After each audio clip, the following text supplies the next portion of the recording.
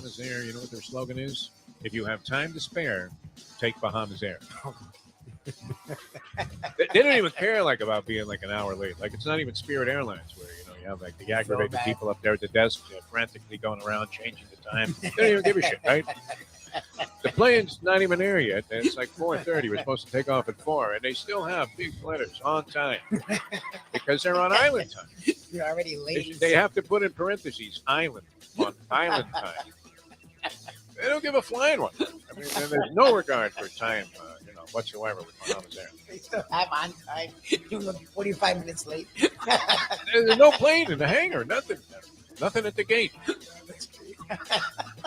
And then it does arrive, sometimes airlines, they hustle, they turn the thing around pretty quickly, and you're amazed, going, wow, that's a pretty good job there. Did you make sure you have enough gas to get to Cleveland? Yeah, exactly. They pull in, they're already an hour late. We'll take another hour. Why don't you guys go to the bar and have a Bahama Mama? A couple of maraschino cherries thrown in there right on the top there with some foam and some whipped cream. They don't care. If you have time to spare, fly Bahamas Air. I believe that is their marketing slogan. The time. Wake up with Defo, joined by Lubie. Welcome to the Defo Show.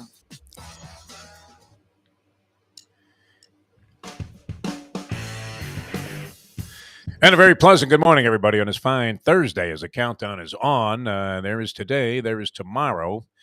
Then we're at the weekend, and, of course, Saturday is going to be Christmas Eve, and Sunday going to be Christmas Day with a Dolphin game being played of some significance as the line is dropping ever so slightly in favor of the Packers. Non-believers out there thinking that 3 losses in a row says a lot more than that encouraging moral victory over the Buffalo Bills last week. Good morning, Mike Lubie Lubitz. I'm Jeff DeForest. How are you, Lubie? How are you feeling today? You doing all right? I am doing well, sir. How are you doing? A little rough. You know what? I did a lot of walking around yesterday, all over town. I had about 6 different things that I had to take care of. And I was running around on a broken toe there with the special, what would that be? Orthopedic shoe? I don't know. What would you call it? It wasn't a shoe. I don't know what that was. It was like a Velcro sandal, whatever the heck it is. It's but it's dead flat, okay? But for some reason, it was abrasive, and my foot felt worse after all of the things that I did. So I may take it very easy today. Other than that, though, I mean, I had a better trip to the Bahamas than that Bankman-Fried guy did. Fraud. The FTX. They throw you in there with the rats and the maggots. That's going to change your mind pretty quickly. You're going to be begging for a trip to the good old USA. I know some cynics out there would say the same thing about Brittany Griner. Be standing for the anthem now after the USA bailed her out of a situation that, listen, however it came about, if it was you or me, Lubie, do you really think Joe Biden is on the phone to the Mustang going, don't worry, Stang, we'll get him out of there. No way. We have Victor Boot, the merchant of death. We'll swap him straight up for DeForest, an aging Jew who's of no value to the country whatsoever, except for whatever laughter he can generate on the podcast on South Florida Live, and an occasional contribution there on Mike Mayo's Lunchbox, and that's it. I don't know that they're trading Victor Boot for me. No. What about you, Louis? If you're stuck in a Russian prison, a penal colony with a 9-year sentence hanging over your head, is there any chance that you get out any sooner than the 9 years? And you know how they do that in those kind of countries, right? After you're in for 8 years, they tack on another 17. Yeah, exactly. Like the day you're getting out. It's like, we missed this. And, you're back in the jackpot again. But anyway, good to be with you. The Zelensky thing was interesting, wasn't it? I was watching Matt Getz, that schmink from Florida. He's one of the House of Representatives guys from Florida. And yes. Is always in jackpots himself or, child pornography. I don't even know what the charges are or accusations, assertions, none of which have been proven. And, of course, he's still in office, so. And did he not just recently get reelected, this guy? I mean, complete clown with an ugly, far-right agenda. And he was the only guy I don't think was applauding for Zelensky when he walked in there. It was almost like Alexis Arguello was coming to the ring there at the L.A. Forum back in the day. And everybody, even if you were rooting against him, even if you had money against him, you were clapping because he's a great champion. And here's the Man of the Year, Time Magazine Man of the Year, although Trump thought it should have been him. And Trump Jr. apparently was trashing Zelensky, saying that he's a low-life loser and he's just taking advantage of the situation. And the Yes. real truth is he wants to go back to being a stand-up comic after this. I don't know. I must have missed all of that, man. I'm looking at a guy. I mean, the Trumpster would have been long gone if he was the president of the Ukraine. And Putin put his foot down and started launching missiles in the direction of Kyiv. And, had it well known that the first thing he wanted, the first order of business, was to make sure you no longer existed. I would imagine he would have been far away, right? Hidden somewhere in Brazil with, people that were trying to dodge, war trials and crimes of being accused of crimes in World War II, right?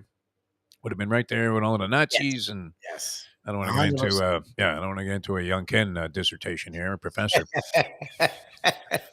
Pretty inspiring, right? I turned that off. I turned on a basketball game. I don't know what the outcome was. I didn't see the overtime. Boston College blew a 10-point lead with a minute to go, something like that. Kind of like, I guess it was like 3-4 minutes to go. And they got knotted up there with Virginia Tech, who doesn't have a bad record, college basketball. A lot of interesting stuff happening on the college hardwood last night, including this, Lubie. Okay. Why didn't we pull the trigger on, $100 on the money line, Eastern Illinois over Iowa? Now, The biggest upset in like 100 years in college basketball history in terms of the point spread. It was like that? I saw someone say something about it.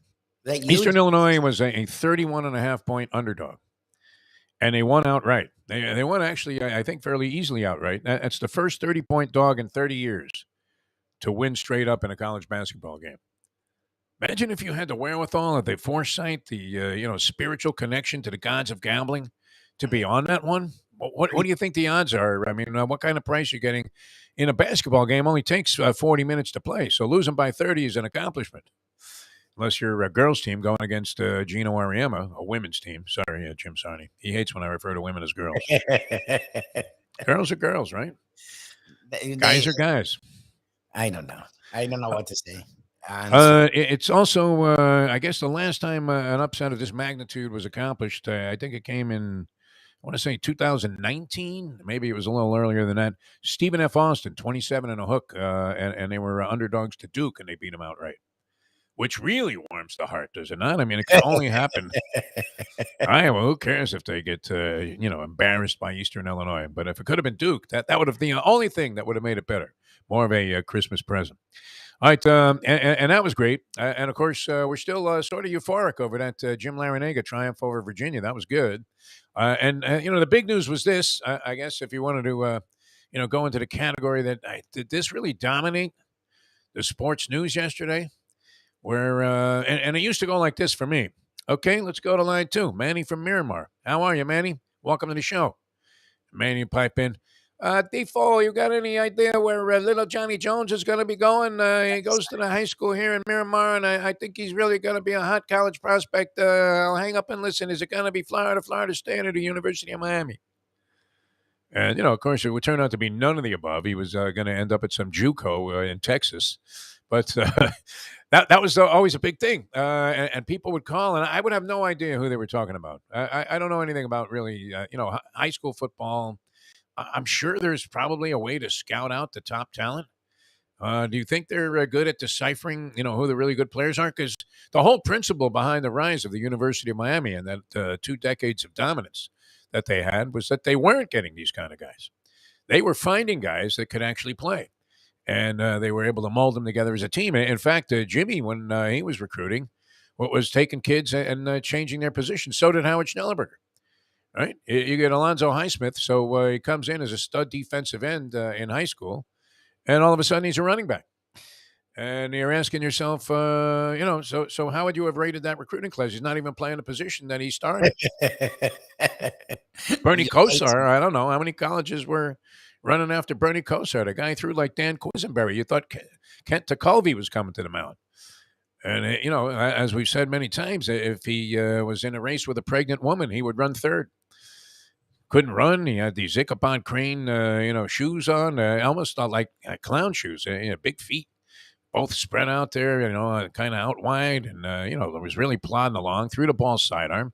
Turned out to be a great quarterback, right? Led him to a national championship. And, beat out what would have been, you would have to think, a five-star recruit in Vinny Testaverde, who, out of high school, and I think he went to, a military academy there for a year after high school, and beat him out for the job, straight up. So, I don't know. I mean, the winners and losers, I always love this.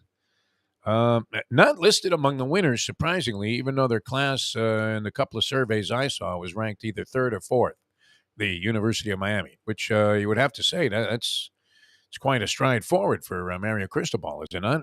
Well, winner, it's weird because some people had FSU as a winner, and FSU lost their second highest recruit. So, but they added two really high rated 3-stars. Miami didn't gain much yesterday, and their highest rated recruit has yet to sign, and Dion's been calling, and a lot of reports have him going to Colorado with Kid McLean. Some Miami people, and I think it's biased, have him staying, but that's a lot to do with it. Look, they have right now, if they lose a kid, they have like the fifth or sixth class. If they keep them, they have the third class. For a team that went 5-7, I've never heard of anything like that. Like if you go 5-7, if you somehow get a top 10 class, that's ridiculous. The fact that they have a top 5 class after going 5-7 is astounding. I have to say. It did seem like Cristobal hit the ground running with the recruiting aspect. Yes. More so than he did with the coaching aspect of the players that he had currently on the roster, which had he just thrown in the towel on the Manny Diaz crew and thought that it's Etch-a-Sketch City here, we just have to erase the thing and start from scratch. That always sucked, too, when you were on like the last little detail of a fine piece of artwork that you had constructed on an Etch-a-Sketch. You remember that thing? Yes. And then you would shake it up. You would make the lines with the little circles there. And some people were very good, could illustrate things very well with that. And then at the last second, your mother would pick it up and go, "What's this?" You had just made some special inscription there that you were about to hand to, the girl in the 6th grade class that you had a crush on. And next thing you know, it fell apart completely. Yeah, I mean, he didn't seem to, have that much interest. I don't know. Did he just give up on coaching the guys that he had on the roster there? Because he started these recruiting efforts long before this year got underway. I mean, like the minute he got the job, he was already trying to sign kids. So, maybe it'll pay dividends. I don't know. I mean, what does it all mean? If you look, it's the usual suspects at the top, right? Alabama, Georgia, these were the winners, according to this, survey or whatever writer this was. They had Oregon, Auburn, Texas, and UCLA as winners. And Auburn did well yesterday, and UCLA did pretty good yesterday. Losers, Notre Dame, a loser. Notre Dame lost like 4 to 5 kids. The last 2 weeks, Notre Dame it's been a pratfall. Oklahoma.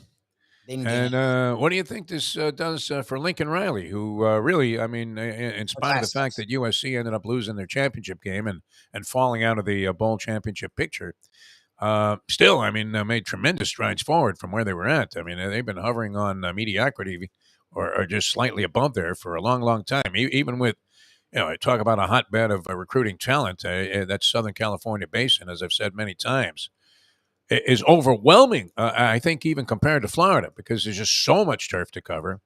And while high school football certainly is large in this state, I don't know that it's any bigger than it is in Texas and Southern California, which you would think would comprise most of the recruiting efforts and concentration of the USC Trojans. Right? I don't know that they're coming across to Florida to get kids. They don't have to, right? I mean, right there in the L.A. area, a zillion, top-notch prospects are coming out of high school every year. But they were deemed to be losers. Now, I don't know, does that impact Lincoln Riley? You're thinking right away that this is going to mean, well, the teams that didn't do well are going to take a step backwards, and all of a sudden Miami's going to be right there in the top 10 again. But who knows if these guys even play next year? No, this year's recruiting class has nothing to do with next season. And even nowadays where the occasional 5-star or really special 4-star will get on the field as a freshman, most freshmen, unless your team's a disaster, which, look, for UM, I think a lot of this class is going to play. But that's not a good thing. They're freshmen. Yeah. like that's the thing. The portal. It depends on the freshman, I would think. There are some freshmen, but okay, 1 or 2. You're not getting 12 freshmen to come in and play together and play well. They're 12 freshmen. Like Usually, and that's the thing you're seeing. Look, USC and Michigan are Well, what's the bigger adjustment? Moving from high school to college football I don't as a freshman, or just getting on campus and realizing I'm free? know. You could do whatever the fuck you want for the most part. How great is that? No parental intervention or interference there, impositions, nothing, no obligations to speak of. I mean, do you have to attend class anymore? What do you think, Louis? You're paying for it, Academics, so the you people, should. Nick will throw in something about academics. We graduate most of our kids. Yeah, right. Sure. College coaches maintain that all the way to their grave, do they not? Even when they're not coaching anymore. Remember when we had Jimmy on the show? How many times did he mention like graduation rates and things Yeah, like that? the professor sort of turned an eye up because I thought there was a couple of kids that he let slide by, like Dexter Manley, I think was his kid, maybe at Oklahoma State. And Dexter Manley, remember, famously couldn't read as a Yes. grown adult. He couldn't read. Right, yeah. He's holding the newspaper upside down, Yes. So I don't know. I mean, I'm not giving any of them guff because I know that's not their job. But it is funny when they want to talk about education, and A lot of coaches bring that up. Have you noticed that in our many conversations with various coaches, basketball, football, doesn't matter. all the time. They're always talking about, well, the thing we're most proud of is our graduation rate. And you know what? When I got here, it was 38%. And now it's 78%. And these kids have gone on to become doctors and lawyers and all kinds of prominent business people. And I'm thinking, I don't know. I'm not aware of any of that. Are you? No. I just know you went 6-6 your Only last do year I and they actually fired you. too, and it's because it's not just talk. They actually have, Larinaga and Hamilton are weirdly big on it. Like Hamilton, See, I could see Larinaga being sincere about that. Larinaga and Hamilton because he's an African American coach who was actually one of the earlier guys. He was like the first African American coach I think on Kansas's staff ever. Yeah. So he actually takes it really seriously, and he's always where he recruits. He goes right into the inner city, and he's never given a damn. So he's always big on telling his guys, look, this doesn't mean anything. This means something, and going out there and making something of yourself and showing the world that we're more than what they say we are. So Leonard Hamilton's actually really big on his kids graduating and making something, and he supposedly keeps in touch with almost all of them. And he really wants them to be good men. That crap you hear football coaches that I don't believe any of it. We make men. Yeah, go screw yourself. Hamilton actually means it, and Larinaga too. Larinaga is another one that I hear. Larinaga, I completely understand. I will, verify your thoughts about Leonard Hamilton because I witnessed it personally because I traveled with the team there for about 3 years. And I guess it was a couple of years I was traveling with the UM basketball team. Leonard was a coach, and he was concerned about the kids. I hate to use that. It sounds like a cliche. He was concerned about his players and how they were faring in other aspects of life. And he had many times where I would see him pull a player aside and they weren't talking about basketball or, you could tell there was an emphasis on, hey, we have other work to do and we're going to get it done.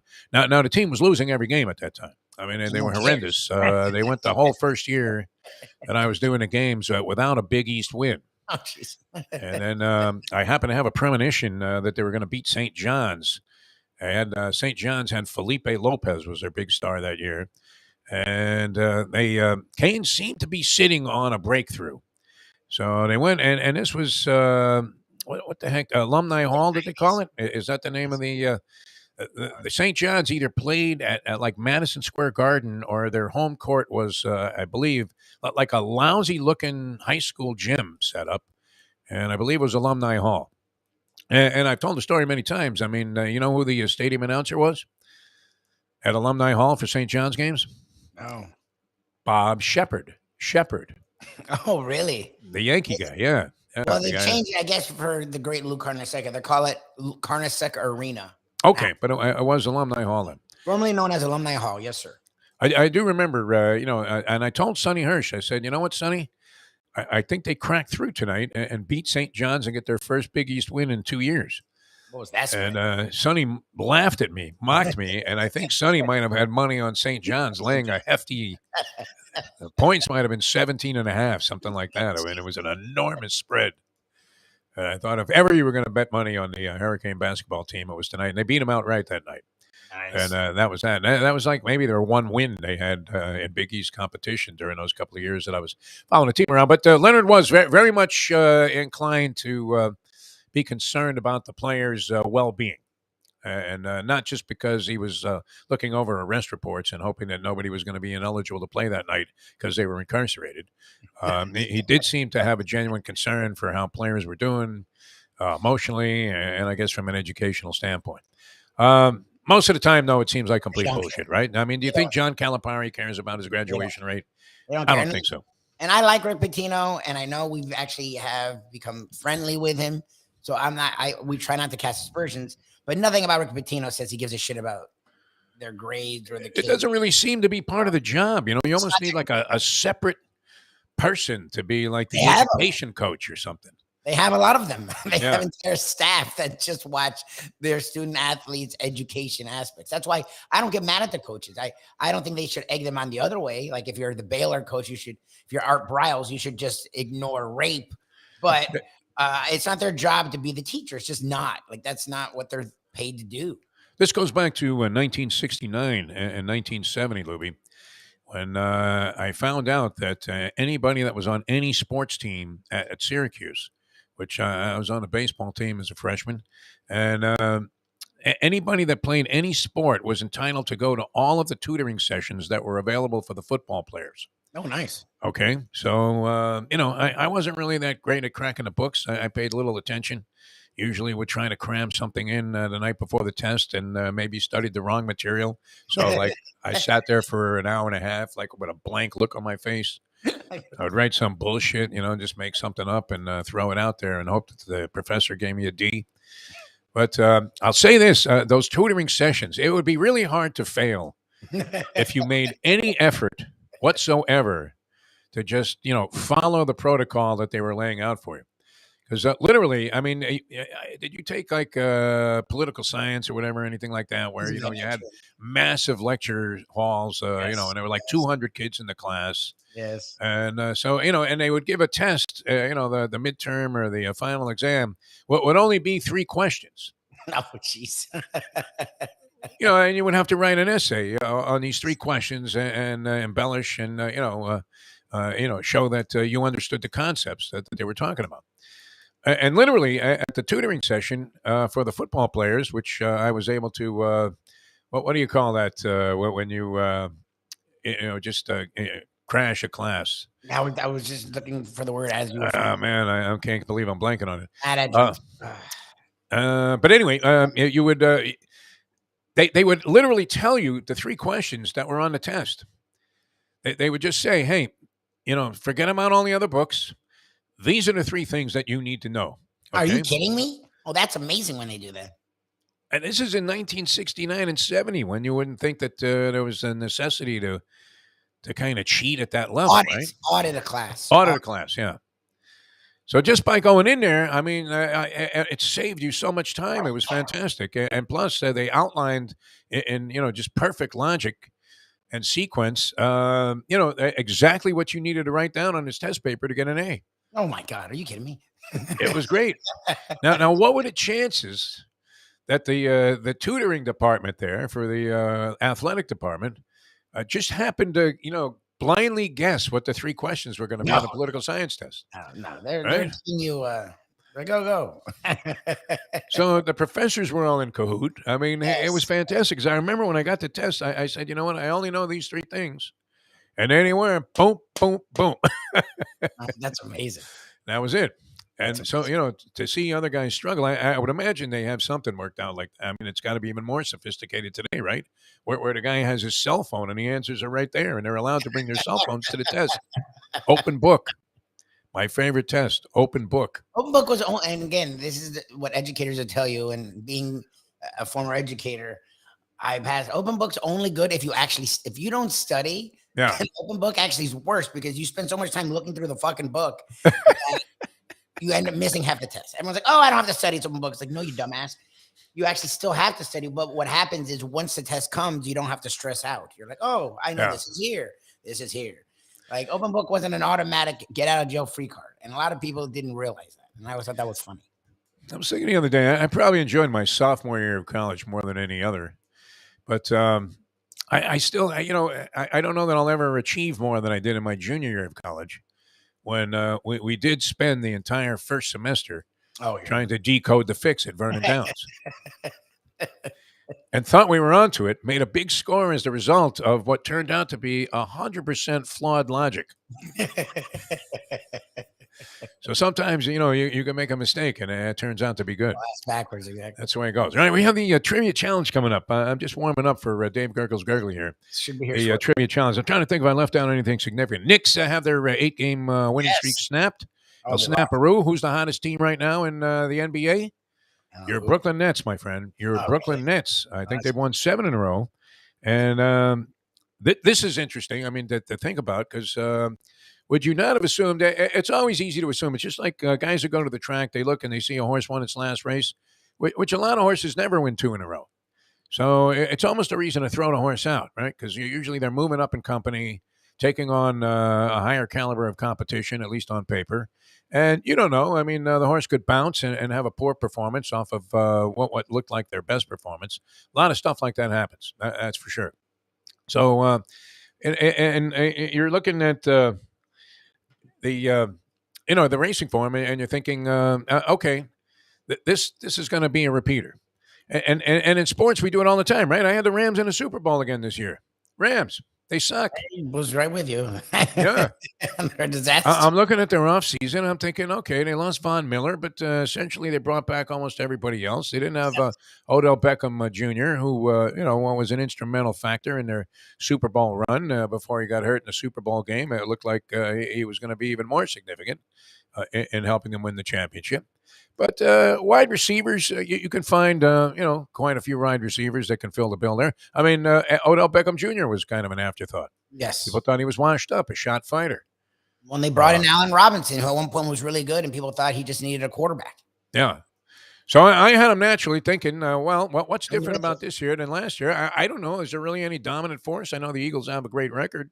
Well, Are they a dominant force in the NFC? Like, are you thinking, wow, nobody can beat the Eagles? I go every week wondering how they're going to eke out a victory. The rest of the NFC sucks. So it's not like you slogged through a war. Like, you could be the third team and have a shot. But wouldn't you have thought that Golden State had an excellent chance to repeat as NBA champions? I thought they were going to be way better. I thought last year was a fluke. Like, I thought last year they weren't ready. And the fact they won last year is scary because they were going to be better this year. Thompson was going to have exactly. Yeah, all these guys. Wiggins had emerged. That guy Looney playing great lights out team basketball, almost replacing Draymond Green in that all around category, the kind of guy that you need that hustles all over the court, like an Alex Caruso. And you're thinking, well, that guy doesn't necessarily look like a great basketball player, but always in the middle of anything good that's happening for his team, always hustling. Older. Poole, was emerging as a big star. I mean, so even with the tail off of Klay Thompson's play, you thought that they can more than compensate for that with the guys that are coming on. Well, and also Klay, remember, Klay was just coming back from injury. Klay's not that old. So the idea was Klay was going to be even better. Like, I thought the Warriors were going to kill people. I really did not see this. The Heat, I thought would be better than they are. But okay, you never know with the Heat. He'd have been kind of bouncing around with different lineups all the time because they never seem to be able to assemble everybody together. That would be an important component of their team. Jimmy Butler's out one night, and then the next night it's somebody else. It's Tyler Hero. So they're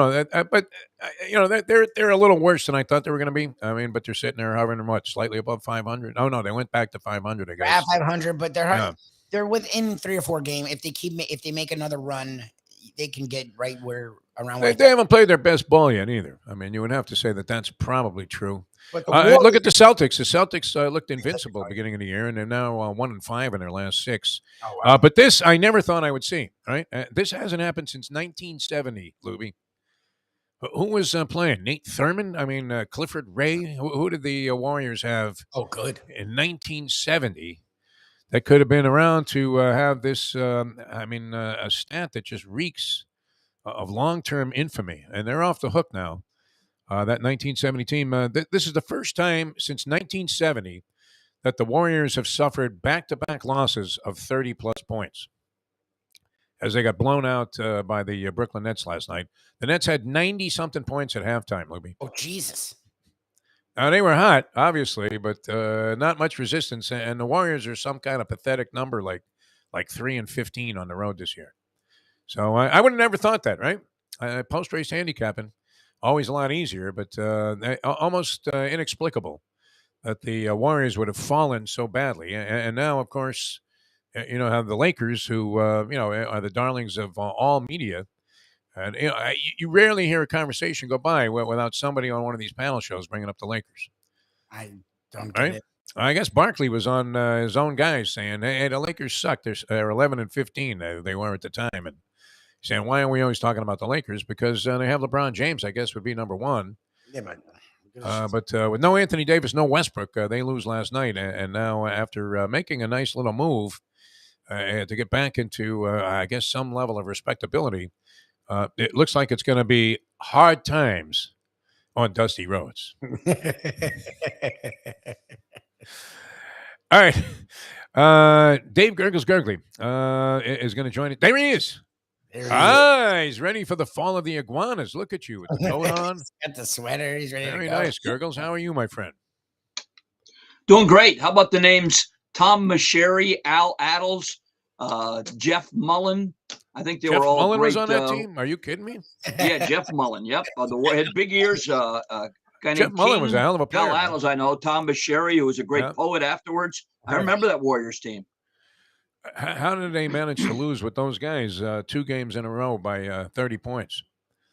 Unbelievable. Or more. And that's 1970. So that's 52 years it hasn't happened. And it happened to the Golden State Warriors, who we had already put a balloon around, the idea that they were going to win the championship again this year in a runaway. And you have to be an especially happy man, right? With your Philadelphia Eagles going against the Dallas Cowboys. I mean, any plans for that game, Gurgles? Are you involved at that level where you're going to be in front of a TV set? I have it's a little bit of a conundrum, if you will. I promised my late mother, as you had a relationship with your great late mother too, that you would go to the track on Christmas Day? Oh. No, that I would make Christmas Eve Mass a must. And I used to go at midnight Mass, and I can't do that anymore. So the Mass here at Our Lady of the Lakes is 5:00 on Saturday. So the game's at 4. So won't somebody have the game on? On their phone? The church? I don't know. I don't know. That part. That was always my religious background. The rabbi. This was Rabbi Philip Book, not the guy that beat the shit out of his kid that I was talking about the other day. And that was Rabbi First. But and he would go into the thing, and it would be like this: Baruch Hatan Anai, Brooklyn is up by 2, because he would have the little transistor radio listening to the World Series, which they were playing day games back then. So there you are, like stuck on a Saturday in a schwitzing shul, waiting for the sponge cake to be served, and you had no idea what was going on in the games. Wouldn't you sleep through the Mass anyway at 5? I mean, no, because you got to stay awake when it's time for the collection, so you can throw some dough in there. But my tradition was to go to midnight Mass back in Pennsylvania, and then I started it down here in Miami. And Our Lady of the Lakes had a great Irish priest, and Irish priests get a little long-winded. Come on, Father, while we're young. So I decided then instead to go to the midnight Mass in Spanish, and it was 30 minutes quicker. Hey, Dominos Robisco, okay, go in peace. I loved it. Yeah, sure. Well, that's very noble of you to honor that tradition. You got to do it. Memory of your late mother, who now how long ago did she pass away? I want to say it was a while back. It was like 2003. I was working the Florida Gator game over in Shula she was a back then. Relatively young woman, when she passed away. No. 2003. Goodness, she was, I think, 84. Wow. Every year I would go up to Allentown for Mother's Day, take her out to dinner. And the last year that I went, she had a little trouble. She was in an assisted living facility. I had her moved to more of a care unit, and a month later, peacefully in her sleep at 84. So she led a great life, considering I lost my dad in 1968. Oh wow! 68. So he was he was only 50 years old, but he was a big cigarette smoker. So no, that did him in, I think. But it's good to still be here. Every day's a gift. Yeah, for sure. People are checking out. They're dropping like flies. Franco Harris, man, 72. My I man saw that. Steve Wow. Smoger, the boxing referee, who I got to know on the circuit a little bit. He's always a great guy, a lot of fun to talk to, and he was one of these refs that would let him just, I mean, almost to a fault. He would let these guys duke it out like Gotti Ward in every fight, and but very well liked and respected. And he checked out Mills Lane. Mills was 91 though, so I don't know if you hit the That's a big good life. 90. You get I 85 mean, and up. That's a nice yeah, one. isn't that like knocking one out of the park? You hit the big 90, you're jogging around the bases at that point, right? Yes. You don't have a care in the world. Oh my God! I that's meant to quite tell an you, I saw achievement. a woman yesterday when I was getting my eye exam. I didn't tell you in Mayo, but since we're here, Yeah. 100 years old. Wow. Was at the eye place. She drove herself. Was No. walking around, talking, cracking jokes. What the hell? I was like, good for you, lady. You look better. She was walking fine. I'm like, my She back. She have a pack of Camels rolled up in her sleeve also. She was a G. There was always that woman, or person that smoked like a chain smoker, 4 packs a day. That lived to be 130. It's always a good thing. All right, any plans for the holidays, Gurgles? You working? What's going on? Yeah. Well, Christmas. We used to play the eggnog open here Christmas Day, but looking at the temperature, I think we'll pass this year Yeah, it'll because be it's going to be in the 40s out here. I may come to the golf course just to check on some people and say hello, but then I'm going to be a shut-in and just relax that day. I think we got the Dolphin game on. Isn't it ironic that our big advantage is bringing those cold weather teams down here to sweat, and now it's going to be 50 degrees at game time. Wow. Green Bay's going to be. And I'm. Well, and if the I stat think they holds should up, be scared of the Packers. They're yeah. playing better now. It's annoying.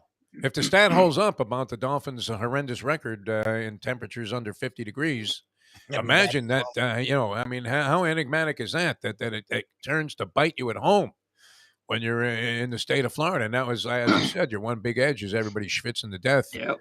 Before they even get into the ballpark, before they even get off the bus. All right, we have the Hialeah Park Trivia Challenge coming up, and Gurgles has some challenging questions. And also, your annual Christmas poem is going to be featured today. Yeah, I got a little one, a little different version than in the past. We made changes, so did I. You stole the show with that tribute poem you had for Leslie Visser at the footy deal that he had, the footy wing ding when he honored Leslie as the person of the year, and then you got up and really, literally, you should have seen. Were you there, Lubie? I was. Gurgles stole the show. No, the thing I went to Gurgles did not give a speech, so that's interesting. I'm mad at Gets up there, they're ready to. Just it was a poem. They're ready to put up Casey and the Sunshine Band or whoever the musical entertainment was, and Gurgles says, "No, wait a minute." Gets up out of the crowd, man, and delivers a poem. You would have thought it was Robert Louis Stevenson with an original. It was absolutely amazing. All right, so you can dial us up if you want to play. 954-417-0070. 954-417-0070. And what a great stocking stuffer it would be if you could get this off Lubie in time. Have a gift certificate and re-gift it to somebody to Landlubbers. Re-gift. Right? Costs you nothing. I mean, $25 goes very far there. You can actually feed 2 people at Landlubbers for $25. Landlubber's prices are Right. extremely reasonable, as I recall. I mean, I don't know. I'm sure through time, it's been a while for me being out there. It's up from when we did the show 10 years ago, but they're not up compared to everything else. I remember picking up a check for like 6 people, and it was $90 or something. And they had eaten like they were going to the chair. I mean, they had ribs and wings and sandwiches, burgers. It was fantastic. And, Alex Sufreen is very dedicated. We've learned this from the food show, Gurgles, and you probably experienced this a lot around what was Shula's and is now Miami Lakes Country Club, right? Golf Club. Miami Lakes Golf Club. And the restaurant is called Miami Lakes Eating Club? Or the restaurant in the main hotel is called Miami Lakes Steak and Sports. Steak and Sports. The Shula's Steakhouse is not opened. In June, we're tearing everything down, building up, and some brand new plans coming in June. Are they going to have something similar? Because that was an iconic restaurant. They are. They're going to have some fine dining, a banquet hall, a brand new pro shop, new driving range, offices. I'll be working out of a trailer again, which I started in 1982 doing the same thing. So turnabout, not a problem. It was like me going back to 940 wins for those last 12 years before Brady Quinn replaced us, which was unfortunate, I think, for most people as far as the feedback goes. But we've learned from the Mike Mayo Lunchbox Show how dedicated the people in the restaurant industry are. And I would imagine it's the same there at your place because these guys Sure. really get into what they do. So, Landlubbers is one of those places, and we'll send somebody there. All you have to do is give us a call, 954-417-0070. Somebody's going to walk away with the Landlubbers gift certificate. Now, if you're looking for festivities on the holidays, Gurgles, you're right there by Hialeah Park. I would imagine they have to almost be calling your name with some of the special deals they have going for Christmas and a big New Year's Eve party that anyone can go to, and all the holiday festivities are going to be dynamite. Yeah, it's terrific. And of course, you still got racing today, tomorrow, and Saturday, as a matter of fact. Not like the old days when Calder used to race on Christmas Day. It was only Calder and Agua Caliente, if I remember, in the racing form. And of course, I was down on both. That's when we of first them. developed. Yeah. Yeah, that's when we first. And then when they closed, that's when we developed that Christmas habit of driving by Calder and throwing 200 under the gate just to make sure like we were there that day. Yeah. But Hialeah have plenty of great things going. I'd go to their website, but I'm already making my plans for my reserve seat for Pegasus Day because I don't know that I want to pay $250 for a bar stool, to be honest with you. I'll get Hialeah instead that day. $250 a whack to sit at Nando's bar? I think so, yeah. Ooh, I don't know. That's a little. We love folks, and we're there Fridays, but we won't be there that day. Right. Guys that go to the track don't like to pay to get in anymore. I mean, once they started freebie admission, Well, you're spoiled. expecting it always to be free. They've been spoiled. Yeah, exactly right. Agua Caliente was, of course, a little bit, you have horses that come in from different sort of lower level tracks sometimes and race at bigger racetracks. You could have said back in the day, although it's become more comparable, that Tampa Bay Downs was like that, where you get a Tampa shipper, and if it was running a Gulfstream, usually it garnered very little consideration. It was like an immediate throw-out factor. But Agua Caliente occasionally would send some horses you would see that ran at Agua Caliente in Tijuana, and they would ship them up to Santa Anita and Hollywood Park. And I'll never forget, my friend and I bet this horse called King's Bishop. And King's Bishop had run at Agua Caliente and won a couple of races there. Was completely disregarded by all of the players at Santa Anita that day. And we had to leave, though, because I had to go to work. So we made the bet, and the race was coming up. And in Los Angeles at the time, every half hour they would have a guy come on and voice the finish with the call of the race as part of the all-news format. That's like, okay, we swing out to Santa Anita Park here, and, here's Dave Johnson with the call of the fifth. So we're in the car on, a very packed freeway, and all of a sudden we hear Johnson, and down the stretch they come. And it's King's Bishop now making a move. And this horse wins and pays like $68. Wow. So we literally drove over the median with a fence like we were Tiger Woods trying to make a tee time, and went back to the track to cash these tickets. And then naturally we're late for work. But, Caliente was always one of those tracks where you looked and you thought, what drugs might be involved with this particular animal? All right, Hialeah Park, great place to go. You're always going to have a good time. The New Year's Eve party, check it out, hialeahpark.com. The people there do a wonderful job. I mean, really, and the catering at Hialeah Park is top-notch, always was. One of my favorite places among the pari-mutuel circuits. The real good restaurants were what? Hialeah was the first, number one. You could go to the then Hollywood Dog Track, had a pretty good restaurant. Dania Highlight had a pretty good restaurant. Remember going there? They did, yes. Yeah, I did. And up at that upper level, it was really good, yeah. Yeah. To a lesser degree, Pompano Harness. But the attraction there was to, bump into Neil Rogers and have him blow you off after, kind of a terse hello. How you doing? That was good. You know who else was like that? Rick Weaver. Rick Weaver was like that. Yeah, how you doing? Oh, no kidding. Yeah. Hey, I don't know that he meant to be, kind of... somebody that made you think, geez, this is a guy that I won't soon be friends with. But it was just in his nature. I don't know.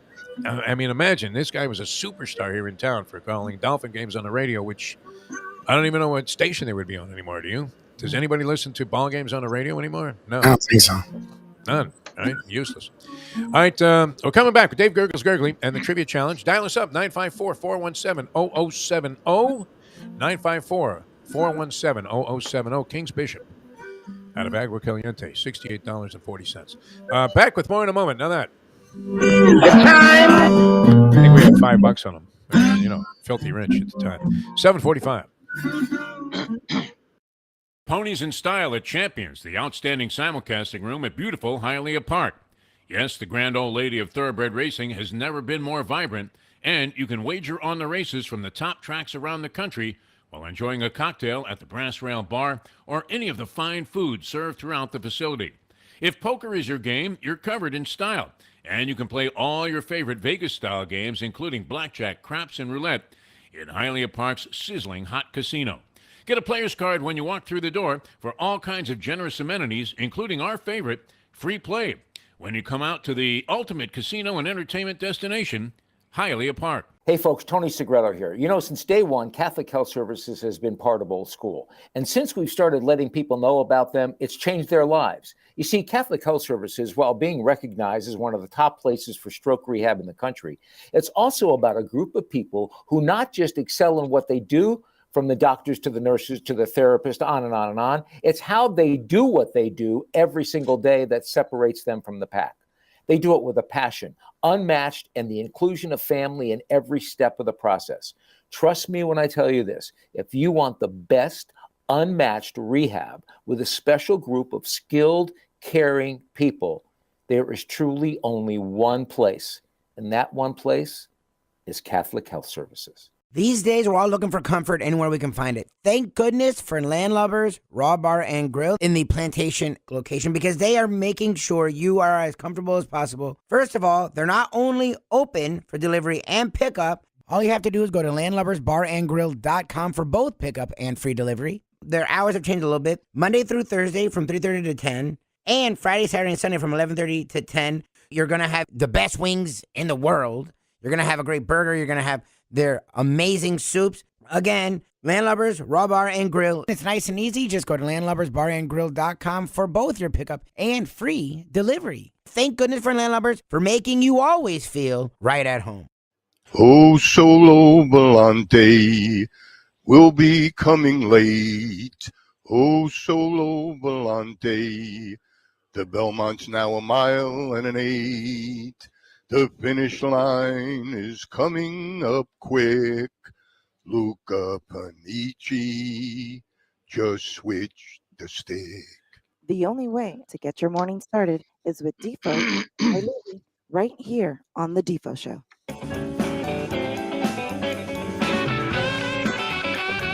Sunnyside Garden, New York. That's where that comes from. Genial Johnny Addy, the longtime fabled ring announcer, and he had a very simplistic. There was no Michael Buffer bombast to this guy. It was just like Joe Louis would knock some stiff out, and the mic would come down from the ceiling, and Johnny Addy, who was about 5'4", in a tuxedo, would say, "The time!"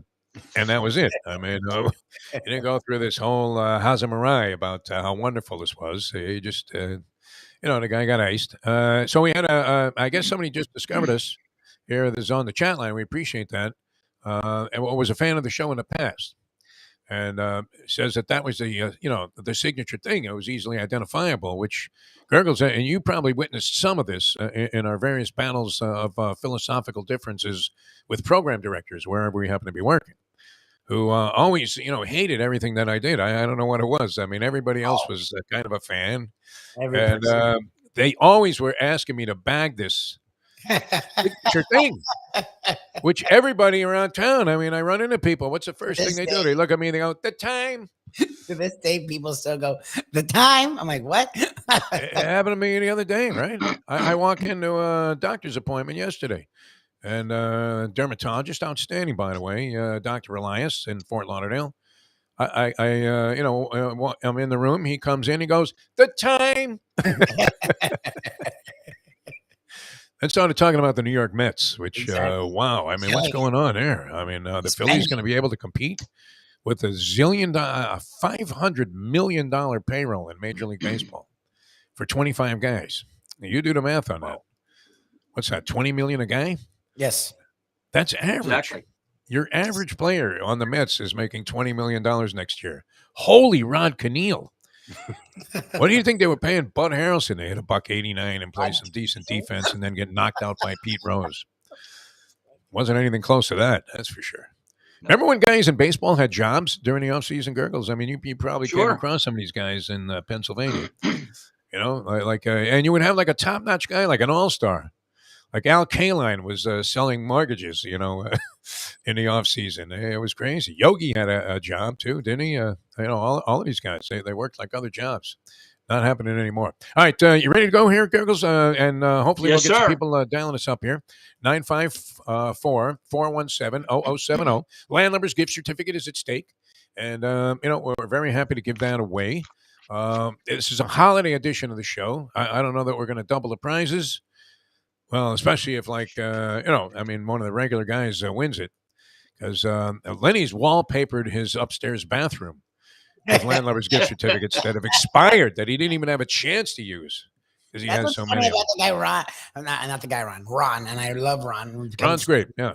He gets so frustrated about losing. I'm like, dude, how much do you want to win? Like it's okay that you don't win. Thank God. But it's true. I mean, and any degenerate knows this, and it's evidenced by my own personal bookmaking venture with my friend Francesco. I don't want to lose. It's not the money. I don't want to lose. Who wants to go out? I mean, I can accept losing. You lose, okay, nice game, and you try to come back next time, do better. But I'm not one of these people to agonize or be weeping after losing something. But except the horse race, right? On a particularly unjust disqualification, Gurgles, have you ever been inclined to just flat out be moved to tears? Oh yeah, you get angry. No doubt about it. You get really angry when you get screwed. It's unbelievable. Yeah, we had one of the guys at Fernando's bar that owned a horse. They put him on the turf first time, and he said, "We really like it." We went off 8-1, had a 5-length lead in the stretch, and jumped the fence towards the lake. And he was featured on Sports Center. He was featured on Sports Center after that. Yeah. Wow, that was a tough beat. That's like the skier there in the beginning of the Wide World of Sports montage that they had. The agony of defeat. Yeah. I had it happen to me. Right after I had just told my buddy we're home free at Gulfstream Park, where a horse jumped the fence and went into the lake. All of a sudden, it was like, swimming around like Michael Phelps. I'm like, what happened here? They like fished this horse out by canoe. It was nuts. In front by 5 diminishing lengths, but clearly the wire was going to come before the horse lost the lead.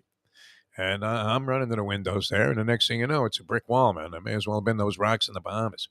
All right, let's get into it. We'll get the game started here. The Polyman, you heard from the Polyman. The Polyman's doing very well, by the way. All reports are he is game to make a return in 2023. And we have a little venture going. It's obviously on somewhat fugazi terms right now. Like, these papers were supposed to be signed and administered and executed maybe a month ago. But, the guy doesn't return my calls anymore. But other than that, everything is going smoothly in this direction. And I believe it will be a monster for our video streaming industry here. Definitely. If it isn't, beautiful, then we're all going to have to be driving Uber or doing something pretty soon. Fallback. You always need a fallback thing. Did you ever wait tables, Gurgles? Yes, I did. I was a waiter in 1975 at the Black Angus in Oakland Park on US 1, where the most expensive meal was a $5.99 New York strip. Yes, yeah. And your I made approach, towards Canadian customers was what? Did you shuffle them to somebody else's table? No. What I did, I had a station with like 5 tables and then one off to the right. And I was in the weeds and I couldn't get to the one off the right. So I went there finally and I said, "Listen, the guy waiting on your table is new. He couldn't get to you. I have these tables, but I'll help you out anyway." So, you can finagle a little bit. That was good. All right. So you understand, what it's like to be on that end of the service business. All right. We're going to serve everybody hot sets of questions from Dave Guggles Gergely. We want to get it started. The Polyman vowing to come back 2023, and we'll see what happens with this whole new venture. If it expands our horizons to the levels that we feel we need in order to justify putting this much time into the thing. And so the trivia challenge will be a big part of it. And the Polyman also, I think, will be featured on the Geezers at Caesars, which will be a handicapping show where we would love your contributions on that, with the Perdomo Horse of the Week. So here we go. In honor of the Polyman, get the game started. The Christmas Eve edition of the Hialeah Park Trivia Challenge. Here is Dave Guggles Gergely, ladies and gentlemen. And some easy baseball. This outfielder, when asked to play the infield, said, well, the manager said they wanted me to play like Brooks Robinson. Yeah, I played like Brooks. Mel Brooks. What's that? Andy Van Slyke, Dick Van Dyke, Drayden Van Dyke, or Jerry Van Dyke? That sounded Euchre-esque, except for the chronology of that. Here's the random phone scrambler. And look at that. I mean, what better way to kick off the holiday edition of the show than with what I believe is the all-time leader in victories here, Lenny the Chronic. You're on the Hialeah Park Trivia Challenge. Good morning, Lenny. How are you? Happy everything. How you doing, guys? Yeah. How you doing, guys? Happy Hanukkah, Merry Christmas. Very good, sir. And a Happy New Year. Early Happy New Year, too, in case we miss you next week. And a great cartoon Lenny sent me with the Santa Claus coming down the chimney of this nice Jewish home and the Jewish guy going, doesn't this guy get it? I told him 1,000 times. We don't believe in that crap. That was pretty good, Lenny. Very nice, Lenny. All right, you have 1 point. All right, football, true or false, Lenny? Did you even answer this question, Lenny? I mean, can we give it to him without him even answering? I guess. All right, yeah. He said A. Yeah. All right, football, Lenny. A recent tradition in Texas has former Dolphin and Texas A&M offensive lineman Richmond Webb playing Santa Claus for the Boys and Girls in his hometown of Waco, citing the influence that Boys and Girls Club had in his formative years. True or false? He's a nice guy, so let's go through. I would have said that. No, you made false. that up? That's false. Wow. Yeah, I did. See, I could see Richmond. He was that type of guy that would want to be like. Yeah. He worked with me Monday nights at Steak 2. I call him every New Year's Eve to wish him a Happy New Year. I still got his phone. What a great guy. Super guy. Yeah. Richmond Webb, Keith Sims, man, and Tim Ruddy. We had 3/5 of a dynamite offensive line there for years intact. What happened to that? What happened to Danny Boy? Unbelievable. Years go by too quickly. Okay, you're 1 for 2 and gunning for 4 here, Lenny. All right, NBA, Lenny. After Bruce Jenner, when he was Bruce Jenner, won the men's decathlon in 1976 Olympics, he was drafted number 139 overall by an NBA team. And that team was the Lakers, the Knicks, the Warriors, or the Kings. Let's go with the Warriors. Good guess, but it was the Kansas City Kings drafted him. Wow. See, if it was like the Sacramento Kings, you could believe it because they're always drafting guys like they would use the first pick on Jenner because they always draft guys that can't play, right? All right, Lenny, this is a 5-point question coming up here. I'll give you 6. All right, Lenny, baseball. Only 2 players have hit grand slams in a World Series game that their team lost. Wow. Yogi Berra and these are tough. Kent Herbeck, Jim Northrup, Lonnie Smith, or Jose Canseco? Jose Canseco. Canseco. Correct. Wow. That's it. Yeah, you got it. And said with authority also. I figured maybe Northrup or something like that. How would you come up with that? All right, stick around, Lenny. You're right now with a very powerful total of 6 points here to lead things off and set the pace. Hialeah Park Trivia Challenge. You can dial us up at 954-417-0070, 954-417-0070. Lubie will be, are you doing the Landlubbers thing tonight, Lubie? 100%. Yeah, the way the holidays are falling is we're not missing anything. So we have and the professor will be on board with that? With Mr. Professor himself, yes, sir. And the professor, will he have any bowl action today? A couple of more weenie He bowls? has bowl action every single day, he's told me. I don't know. Did he have Western Kentucky last night? They annihilated whoever they played there. No, before South Alabama. South Alabama. So I don't know if he laid off or he. South Alabama was the favorite. Wow, if you like Western Kentucky, the money line there was particularly tasty, was it not? Today you have one game: Baylor versus Air Force. Any opinion there, Dave Guggles Gergely? No. Baylor None minus 3.5. whatsoever. No. I would have no idea, what to do with that ball game. I would imagine I might have some action on it because my friend can't resist. Francesco. I mean, he has to have action on every game. There's also a pro game tonight. The Jets and the Jaguars. And the Jets, surprisingly, are Yes. favored by 1.5. And the Jaguars, home? No, the Jets are at home in this game. I don't know. I don't trust Hack Wilson there. I think he's going to come back and have a really horrible game tonight. Because now they've did they not put him back in as the starter? Yes, yeah. What's the name's hurt? Yeah. Hurt. Yeah, he started. Yeah. So and that guy was much more effective than Wilson was. Well, Wilson looked okay in spots in last week's game, but in the end, he just doesn't have it. Seems to fall apart at the moment of truth. So we'll see what happens. But I would be inclined to bet the Jaguars.